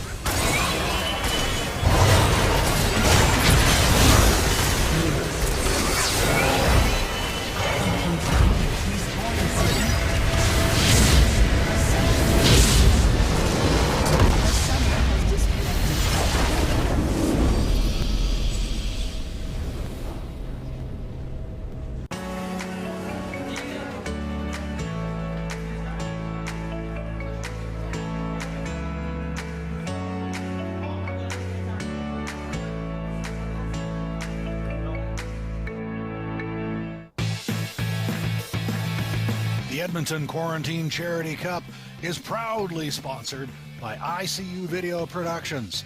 We don't webcast, we procast.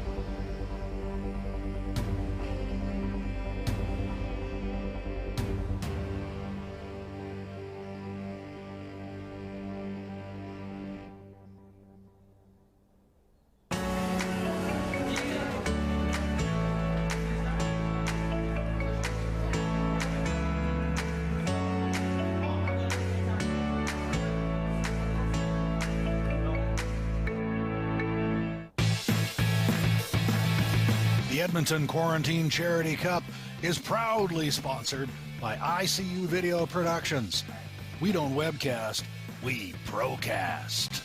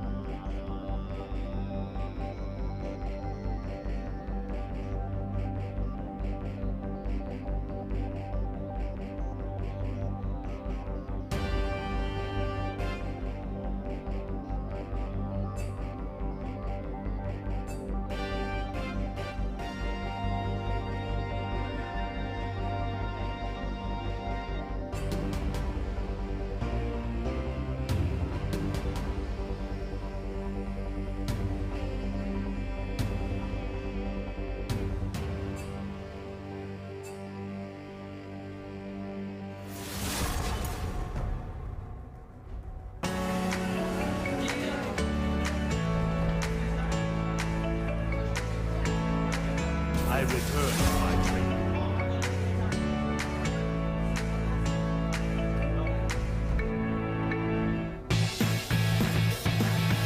The Edmonton Quarantine Charity Cup is proudly sponsored by ICU Video Productions.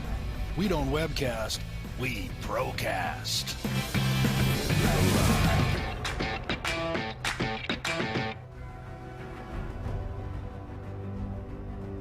The weak fear the shadows. Fear controls them. You used to.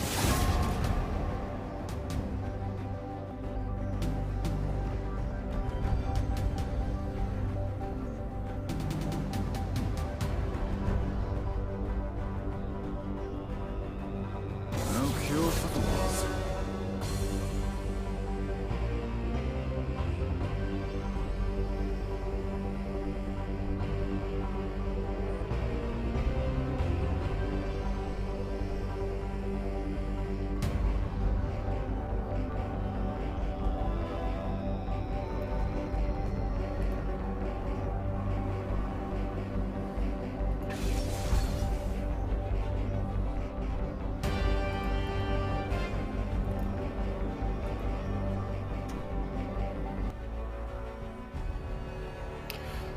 All right, ladies and gentlemen, we are back live with the ICU video procast of Overclock Gaming's Edmonton Quarantine Charity Cup.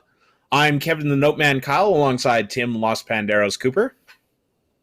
That's me. You worried me for a second there, holding off on replying. We're here. I'm here in my apartment downtown Edmonton right now. You're down on the south side somewhere. I think so. I believe so. We think. Maybe you're in a galaxy far, far away. We've got director Rob Zitlau and switcher Alex Testowich up in the north side of Edmonton as well in the ICU video headquarters. And we're getting into game number 3 here with players, I believe, all over Edmonton. Yeah, probably most of them at least. All over Edmonton, of course. So we've got Team Kaiba Corp versus Team Fail Support this game. So Fail Support is going to be on the red side, and Kaiba Corp is on the blue side. We've already seen one game from Kaiba this series so far. This is going to be their second game, and this is the first one for Fail Support. Yeah, fairly strong showing, I'd say, from Kaiba Corp in game number 1. And Team Fail Support we saw once or twice during the show matches that we had leading up to this. That's true. They tried to take on Team Overclocked staff and were successful. Yeah. Were very successful. They're dominantly successful, one might even say. They were a little successful, yeah. Still, they were fun matches to watch and very competitive throughout. But we are... Yeah, we are deep into picks and bans at this point, going into the second stage of bans here. We've got Lee Sin, Graves, and Echo banned out, so all junglers being banned out by Kaiba Corp so far. Bard, Kane, and Yasuo banned out in the first round, with Rek'Sai being the 4th ban for Team Fail Support here. Morgana, Vigar, and Maokai on Team Fail Support. Alistair, Kasten, and Mundo on Kaiba Corp. And there we go. We're all caught up. We are exactly where we're supposed to be. Yeah, so we did see the Alistair last time Kaiba Corp joined us. So we are going to see that again here. That's going to be going on to Phantasmagoria. Yeah, very likely. We will see that on him again. They did ban... Team Fail Support obviously was watching Kaiba Corp in the first game here, banning away that Yasuo, so we won't see that potent combo once again. No more Alistair Yasuo combos this game. Always, a dominant combination. I think they picked Yasuo early in the last draft and then Alistair afterwards. So this game, I think, the Yasuo was banned first order. Yeah, yes, no. So they did not get an opportunity to pick up that Yasuo at all for this game. Instead, Guido Mista II, I believe he will be going on that Kasten. If he remains in that mid lane role, that seems a very likely choice for him. Yeah, I imagine he will be. And also another one of those champions who really is a get on you. So a similar style of champion to Yasuo. So it'll be interesting to see if we see him around the map even more this game, because that's the kit that Kasten really brings to bear. Kasten has the ability to just move around the map at a pace that nobody can keep up with him, and his damage is extremely high. So we'll see if we see some early snowballs from Kasten. Once Kasten starts rolling, it can be very hard to stop him. But talking about extremely high damage mid laners, it looks like we've got a Vigar mid lane coming out. Vigar. Yeah. That is exactly his voice. I am amazed how well you nailed that. I'm perfect.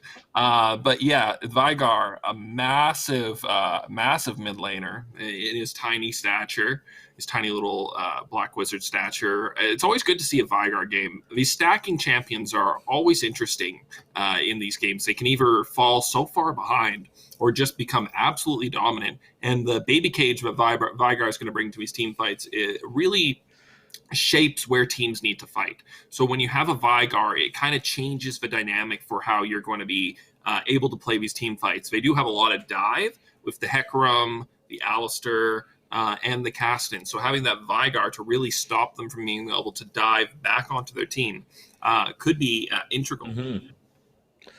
Yeah, no, absolutely. The event horizon, the E from Vigar, as most league players refer to it, the baby cage, will definitely stop most of these divers in their tracks. Hecarim, you trying to just run through it cannot do that.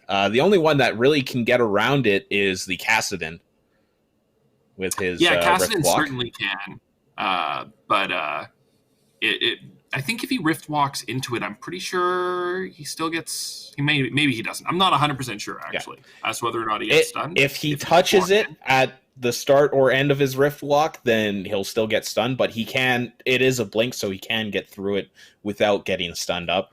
Similar to how Arcane Shift on Ezreal would work with it, or just a normal flash. But that being said, Riftwalk doesn't have the longest distance, so you have to be fairly precise because that the walls on the event horizon are fairly thick. They are, they are thick and dangerous because Vigar puts out a lot of damage. So in the jungle, it looks like we're probably going to be seeing the Olaf for the side of fail support. And we're going to see Hecarim from the other side as well. So they did ban the Kayn as well, too, in the second round. I didn't even notice that. So they took the Kayn away from the potential Kayn player as well, too. So 2 target bans, it seems here from the information they've already gathered in this tournament. So. Yeah, from game 1. And that's kind of the cool thing. We don't usually do the round robins with the overclock tournaments. This kind of adds a whole different dynamic where you know you're going to be facing every single team. So it's almost more important to watch the matches that are going on outside of your games, which you can do since we're broadcasting them all. Yeah, every game that is played is going to be broadcast. So these teams definitely have the opportunity to check out the other teams, see what they're doing, see what type of level 1 strats they like to run, see if they're going to be looking for aggressive plays early or if they're more of a passive start for a team. There's a lot of information that you can gather by just doing a little bit of scouting, and having each team play today will give them some time to review for tomorrow's games as well too, if they want to take the time, do the homework, and figure it out. Yeah, it'll be interesting to see what adaptations we see throughout the weekend from these teams. But so far, I like what Team Fail Support is bringing with the Vigar, Tristana, Morgana kind of being your safe backline.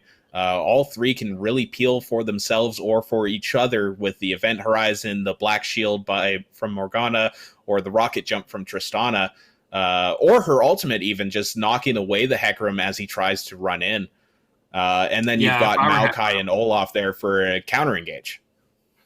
If I were Hecarim, I would not be loving this team on the other side. I would be not super happy about a bunch of the people on the other side of the field. But we'll see. Hecarim is one of those characters that if he starts rolling, if he starts galloping through the lanes, then he becomes really, really hard to deal with. So it may not matter, but it may matter entirely too much. We don't know yet. We're going to find out. Yeah, and just like we got a second game in a row where healing reduction is going to be a huge factor of this game, with the Mundo being on Kaiba Corp here.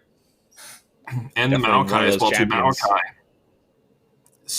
Many heals. Yeah, Maokai's healing is very huge as well. Very large heal tanks that once they kind of hit a breaking point, it becomes almost impossible to kill them without that healing reduction. Absolutely. So we are getting into game here onto the loading screen. For the first time today, I'm looking at the skins, and we've got 5 on each side. Full skins. We support League of Legends. We support Riot Games, and we support pretty characters. Victorious Morgana. So technically, one of those skins would not have been paid for. That's true. It would have been earned because of the Victorious Morgana. Yep. Gold rank or higher in season 5, I believe. Maybe. Maybe. I think so. Very well. Maybe. It would have been one of the seasons I was gold rank, so 5 is in there. I think it was. I think that was one of the last seasons I was up in. I was able to put in the time to grind the ranked ladder and get above that gold rank, which was worth it for me. With Morgana being my favorite champion in the game, played her since way back when. The first champion I really learned the game on, so got a special place in my heart. So I'll be excited to see how Trin goes with this Morgana here. He's going to be landing snares aplenty. That's what he's going to be doing. I'm making predictions right now. All right, and we haven't talked. Yeah, we haven't talked too much about this bottom lane matchup here. We've got the Alistair Jinx versus the Tristana Morgana. Yeah, that is going to be an interesting matchup as it goes on. The Morgana really able to negate a lot of what the Alistair is going to want to do if she's able to predict it. As well, Tristana also has that ability where she can buffer her jump. If you're a good Tristana player and you know the timings on it, you cast a jump right after a CC is used on you, and your jump will still is still been buffered, so it still happens, and you're jumping while crowd controlled. So we'll see if Tristana is able to execute some of those plays this game as well too. They've got a lot of ability to just really shut down what Kaiba Corp's looking to do in that bot lane. Jinx completely able to snowball though. One of those champions where if she gets a lot of gold, she's going to be able to do all the damage that their team needs, especially with that high threat front line with the Hecarim, Mundo, Kassadin. We're not going to see. We may, but I would be very surprised if we're seeing Vanish and Antony jumping onto the Jinx. I more imagine they're going to be playing in the middle of the team and then moving towards the backline. So sometimes as a top laner, you want to be jumping on the carry. Sometimes as a top laner, what you want to be doing is you want to be... it looks like we may have a possible invade. Invade in a slow buy from Vygar. Vygar, slow buy. My guy. Uh-oh. My guy, you got to be ready for this. Looks like it might just be a defensive start for Kaiba Corp here. Kaiba Corp may have hit the lottery this game. We're going to see an invade here from the side of Team Fail Sport, and they're probably going to path right into Kaiba. Fanta, you got to stay, buddy. It's going to work. You just got to believe. This is very dangerous right now for Fail Sport. They go early. Oh, the walk around. Be engaged now. The Tristana actually jumping forward and into this. Hecarim taken very low. The axe coming out from Olaf taking the first blood here. And Coleman on the backside will be able to flash away from that one. But Trin takes down the Mundo as well. 2 kills for 1. The Olaf being the only member that goes down on the side of Team Fail Support. But a fairly successful invade, I would say. Yeah, they do manage to pick that up there. Unfortunately, Fanta went and didn't get multiple knockup. It looks like we had an early ignite go out from them. So really what they wanted is they wanted to wait for them to path right into the bush and then engage. Like literally use your fog of war to the maximum extent that you can, so that as they path in, but that's just the case of they're coming. Pull the trigger, and they pulled the trigger just a split second too early. The knockup only hits 1 or 2 people instead of maybe 3 or 4, and then that allows Team Fail Support to just decide, okay, we are going to take this fight. But thankfully for the tower makes it a 2 for 1 instead of a 2 for 0. Yeah. But that is 2 kills. As Tristana jumps in here, the Dark Binding does miss onto Phantasmagoria. He will be taken fairly low. The bomb not going to be fully procced by Tristana there. And a good trade back by Coleman, actually. Taking Tristana down below half health there. Yeah, very good trade back. The Binding not managing to connect, just like you said. They do push for and hit that level 2 first to really go for that all-in at level 2. One thing that Tristana is known for is going for that early level 2 all-in. You don't see it as much now as you used to, but if they had managed to land that bind, that would probably have been a dead ball lane. Yeah, no, for sure. Getting the reset, getting that binding would have guaranteed the reset, I feel, on the jump with the bomb, getting the full explosion procs. And that rocket jump does a lot of damage early on. Not as much as it used to, which is why you don't necessarily see the level 2 push so hard for Tristana, but it still is quite a burst. Yeah, the old troll Tristana build was the Exhaust Ignite or Heal Ignite. Tristana level 2 all in, push for level 2. Yeah. In case you're not aware, people, there used to be a mechanic with Tristana, and most players weren't aware of this, where if you exploded all the one of the minions and then it exploded all the other minions, you would have a massive damage explosion on a champion. So what you would try and do as Tristana is get the range minions low. Because the other AD is going to be playing near the range minions, and then when you jump on them, you do enough damage to slow them and do the damage, but you also kill all the range minions and blow them up, doing damage to the AD. It was a really cool mechanic. It was removed from the game, and that is largely why we don't see the crazy all-ins from Tristana that we used to see. Yeah, no, and I remember the meta when she came into meta in like season 4 or season 5, right before that change came out, which was because she got so strong in the meta because of how strong her early game was with those explosions and the early rocket jump. Yeah, she was an interesting character where her early game was really strong, but her mid game was absolutely atrocious. So unless you went into the mid game with like a 1,600 to 3,000 gold lead, you were just waiting for level 17.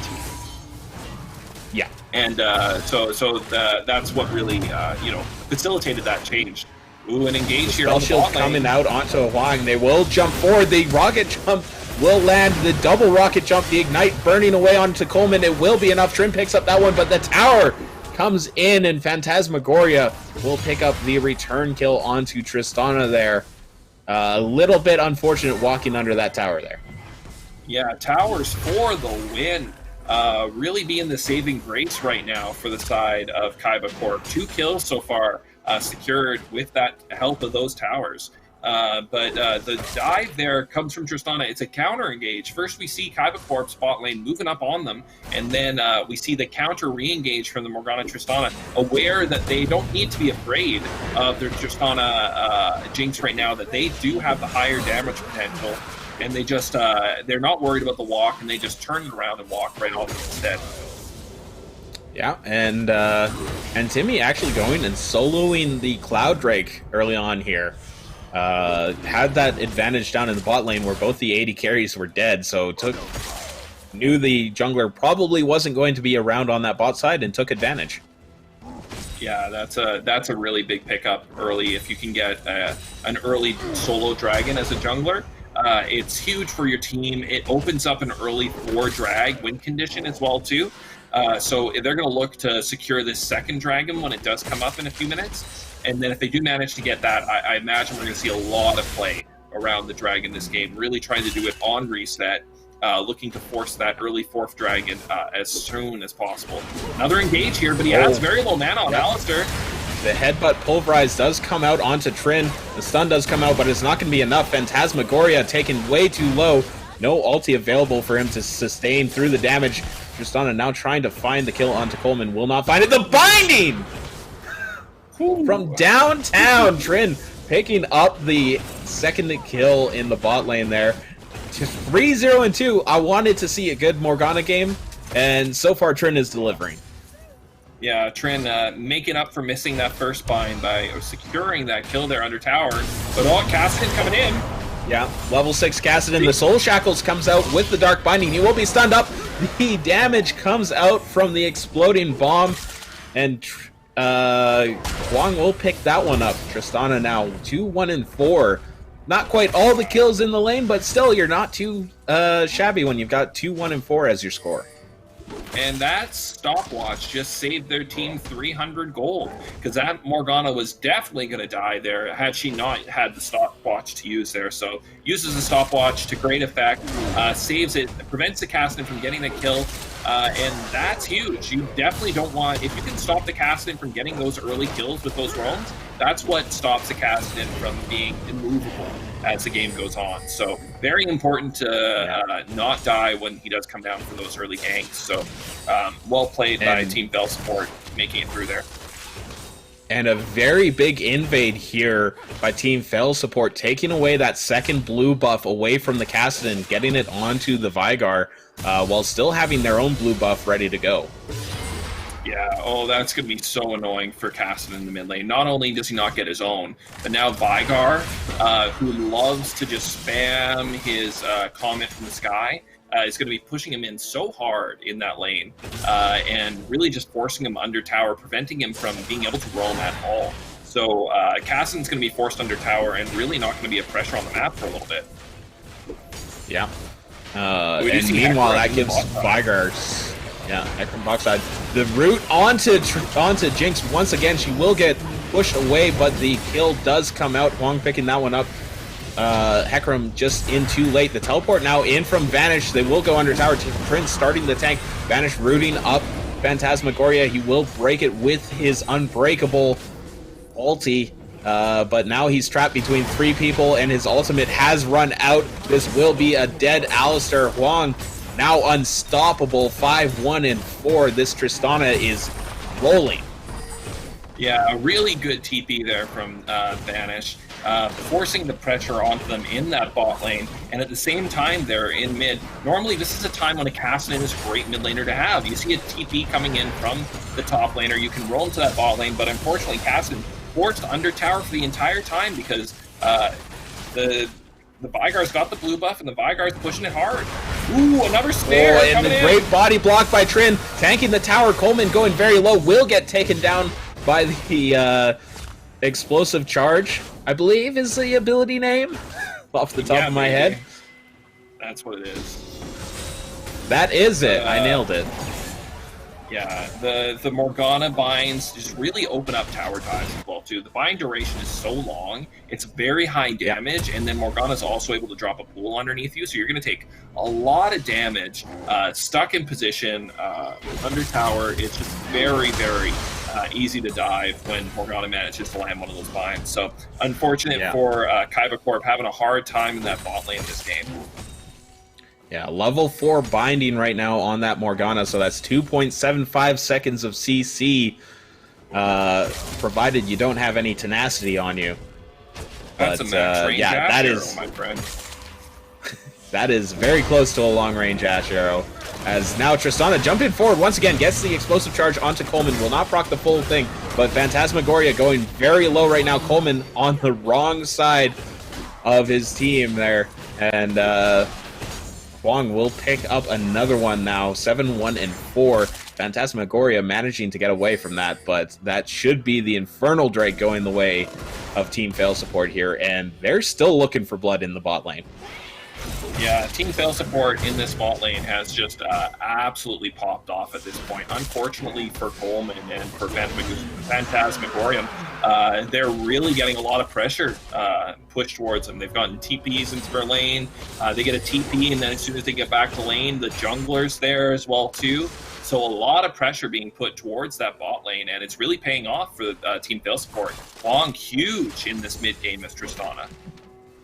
Yeah, and honestly, probably one of the weaker dragons we could have gotten with the Mountain Dragon for the Dragon Soul this game, with such high power 80 carries as Jinx and Tristana here, as Hecarim getting interrupted in his jungle will be taken very low by this explosive charge, not quite enough to finish him off.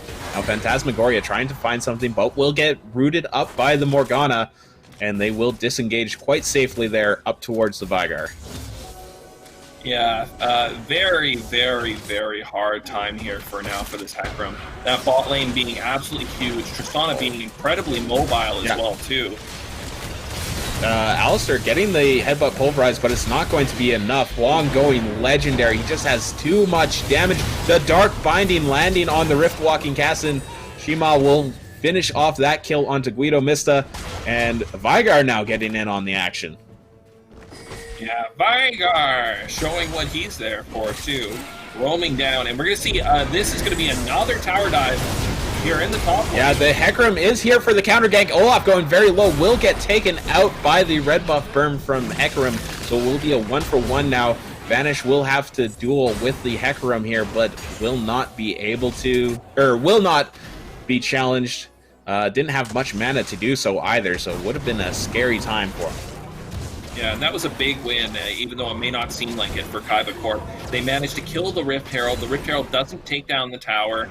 They turn it into a 1-for-1 instead of what would have been a 1-for-0, very likely.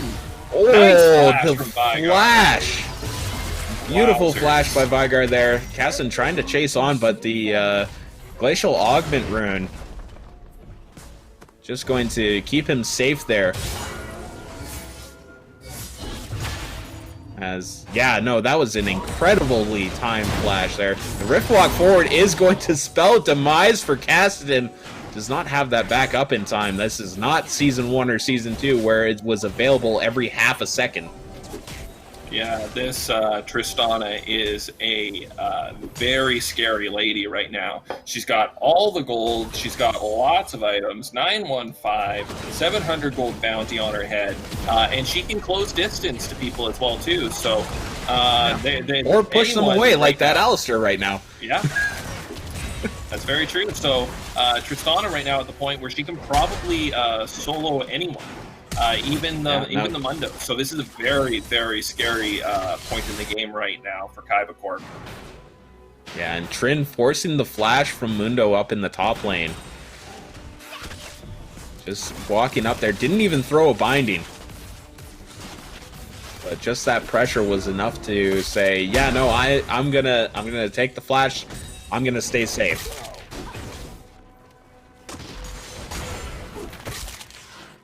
Corporate Mundo has to file taxes.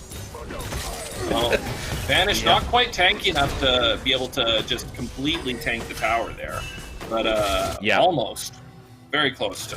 And actually, with that Bramble Vest was causing the problems as Mundo hitting him forced him to take damage, and therefore got the tower aggro. So. One of those items like Sunfire Cape that make it hard to just, walk up and take a tower. Mm-hmm.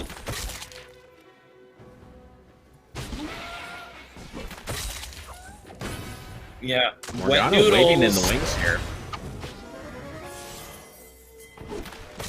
See what happens. Hecarim going to take out a red ward as he gets bound up. The flash over the wall by Vanish here. The root coming through. The spell shield will come out for Vanish. Will not be feared here. The baby cage comes out as well, stunning everybody up. Vanish will go down to the tower, but that is a 2-for-1 in the top lane, and very likely going to be the tower, as Wong now on the backside doesn't have enough distance on the rocket jump to make it past Jinx's traps. So Coleman will stay safe there, but not going to be able to do a whole lot to save this tower.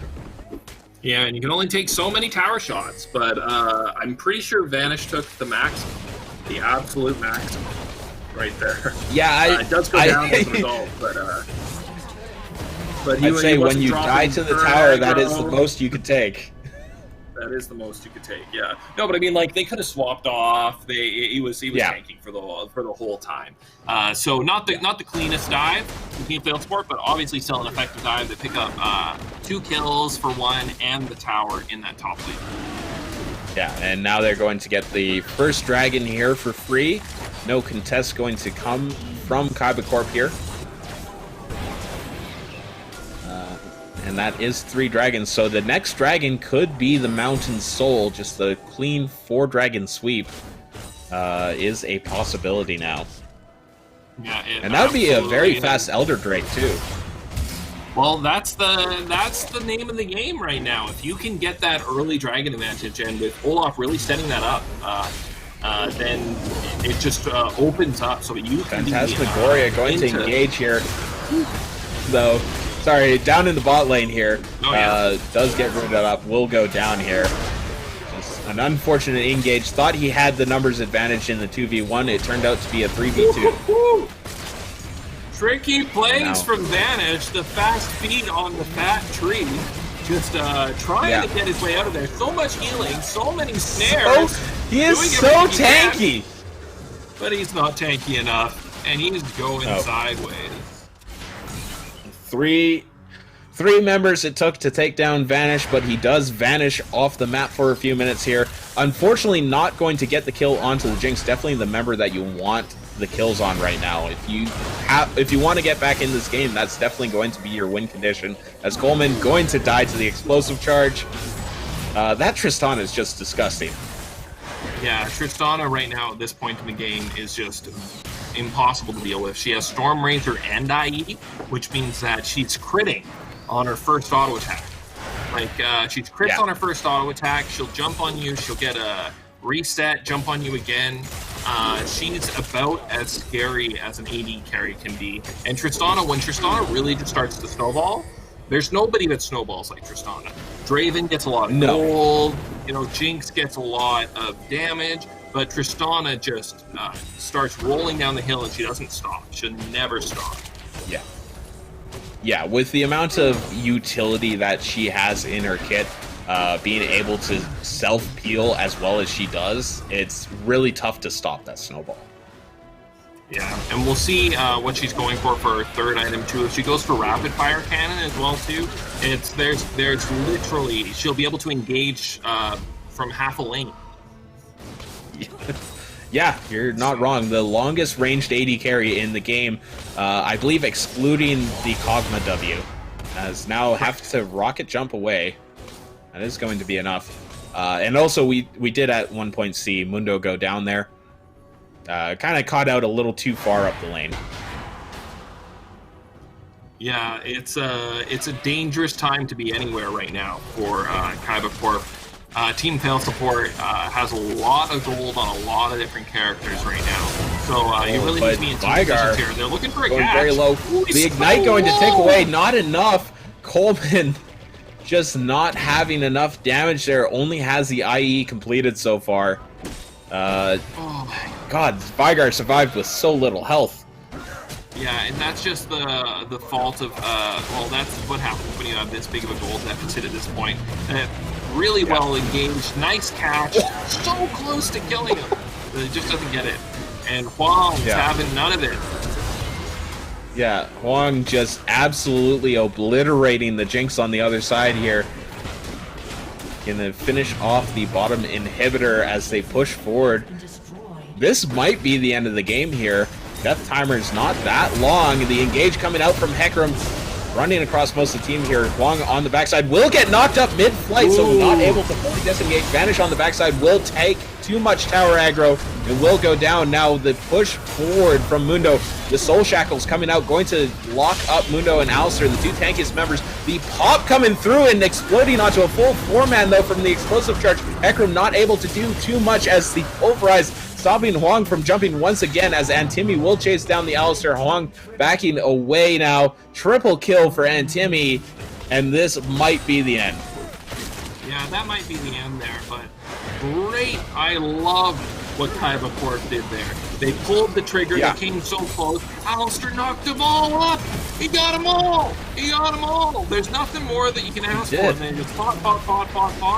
But Tristana just too big at this point, coming so close to going down, but just snowballed like I haven't seen Tristana snowball before. Like 12, 1, and 9.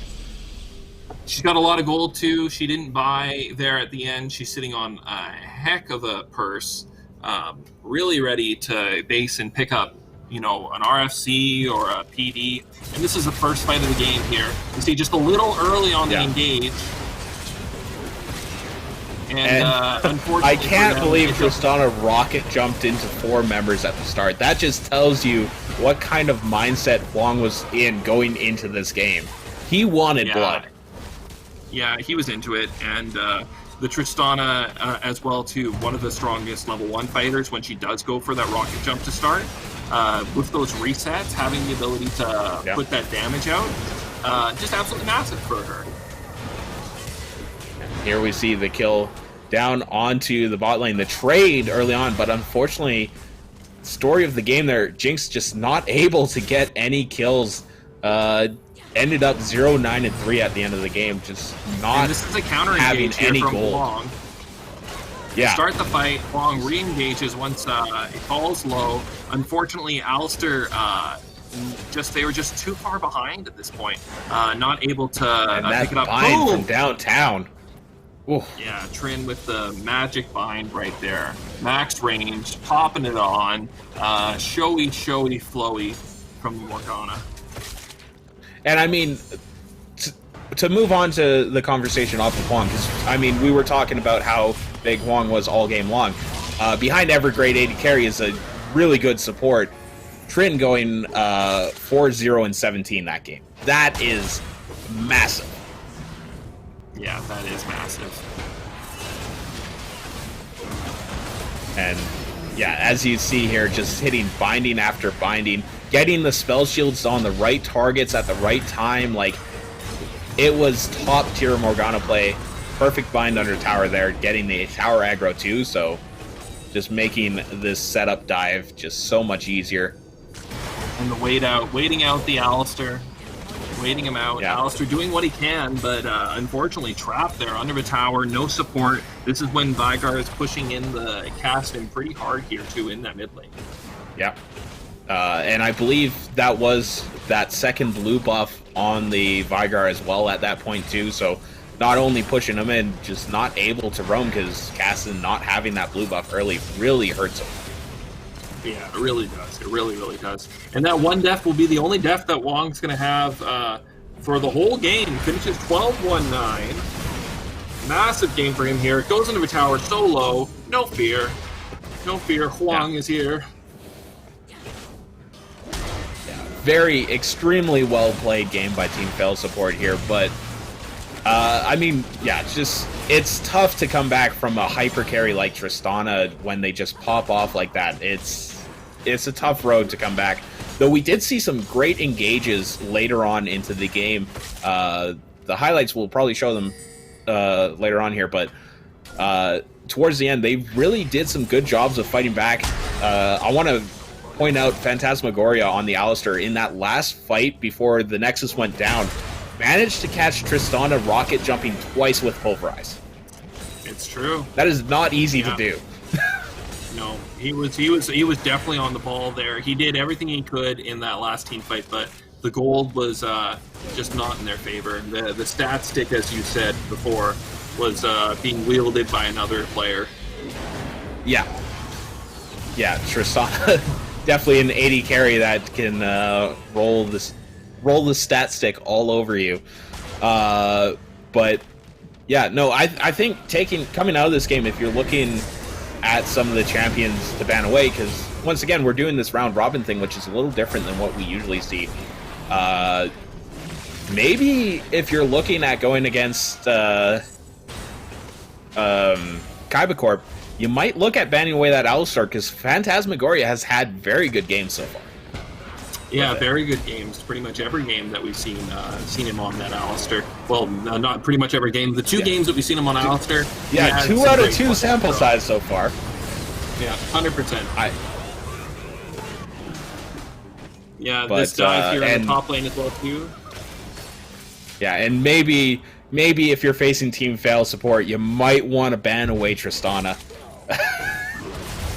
that looked like a comfort pick right there. So, but at any rate, that is going to be it for us today here at the Overclock Gaming Edmonton Quarantine Charity Cup Challenge. I added in an extra C once again. I just go on rants and it goes. The Edmonton Quarantine Charity Cup Procast brought to you by ICU Video. I've been Kevin the Noteman Kyle alongside Tim Los Panderos Cooper. And I mean, we've had some good games so far. We've got a lot more coming tomorrow. Yeah, a lot of games coming tomorrow. We've got 7 games coming at you tomorrow. After that, we're going to have an understanding of who is going to be moving on to the finals. And then we're going to be coming at you on Sunday with a best-of-3 semifinals game and then a best-of-5 grand finals game. So this is all going to determine 3 of the teams that are competing in the round robin are going to advance to the final day for a chance to win it all. Yep. First place in the round robin will get a bye into those grand finals, I believe. Correct. So very important that you want to go up high on those standings with Team Fail Support having a good shot at it right now, 1-0 on the day, and Negative Space 1-0 as well. Unfortunately for Kaiba Corp, now 1-1 with this loss. Yeah, so. Kaiba Corp starting off with a win, finishing the day with a loss. Everyone's going to lose except for the team that doesn't. That's my valuable insight. That's generally how sports go. You win until you lose. Yeah, the team that wins the most wins. Yeah, but at any rate, that will do it for us today. Thank you once again for joining us. I've been live from downtown Edmonton, south side, coming from it. Tim coming at you from the south side of Edmonton, ICU Video headquarters up in the north side, hosting this procast today. I've been Kevin Oatman Cowell, Tim Los Panderos Cooper. Thank you. We will see you tomorrow at noon or 1 o'clock? Noon o'clock. Noon o'clock. Be there. Same bat time, same bat, different bat time, same bat channel. We will see you tomorrow for some excellent League of Legends actions. Have a good night, folks. Don't eat the channel.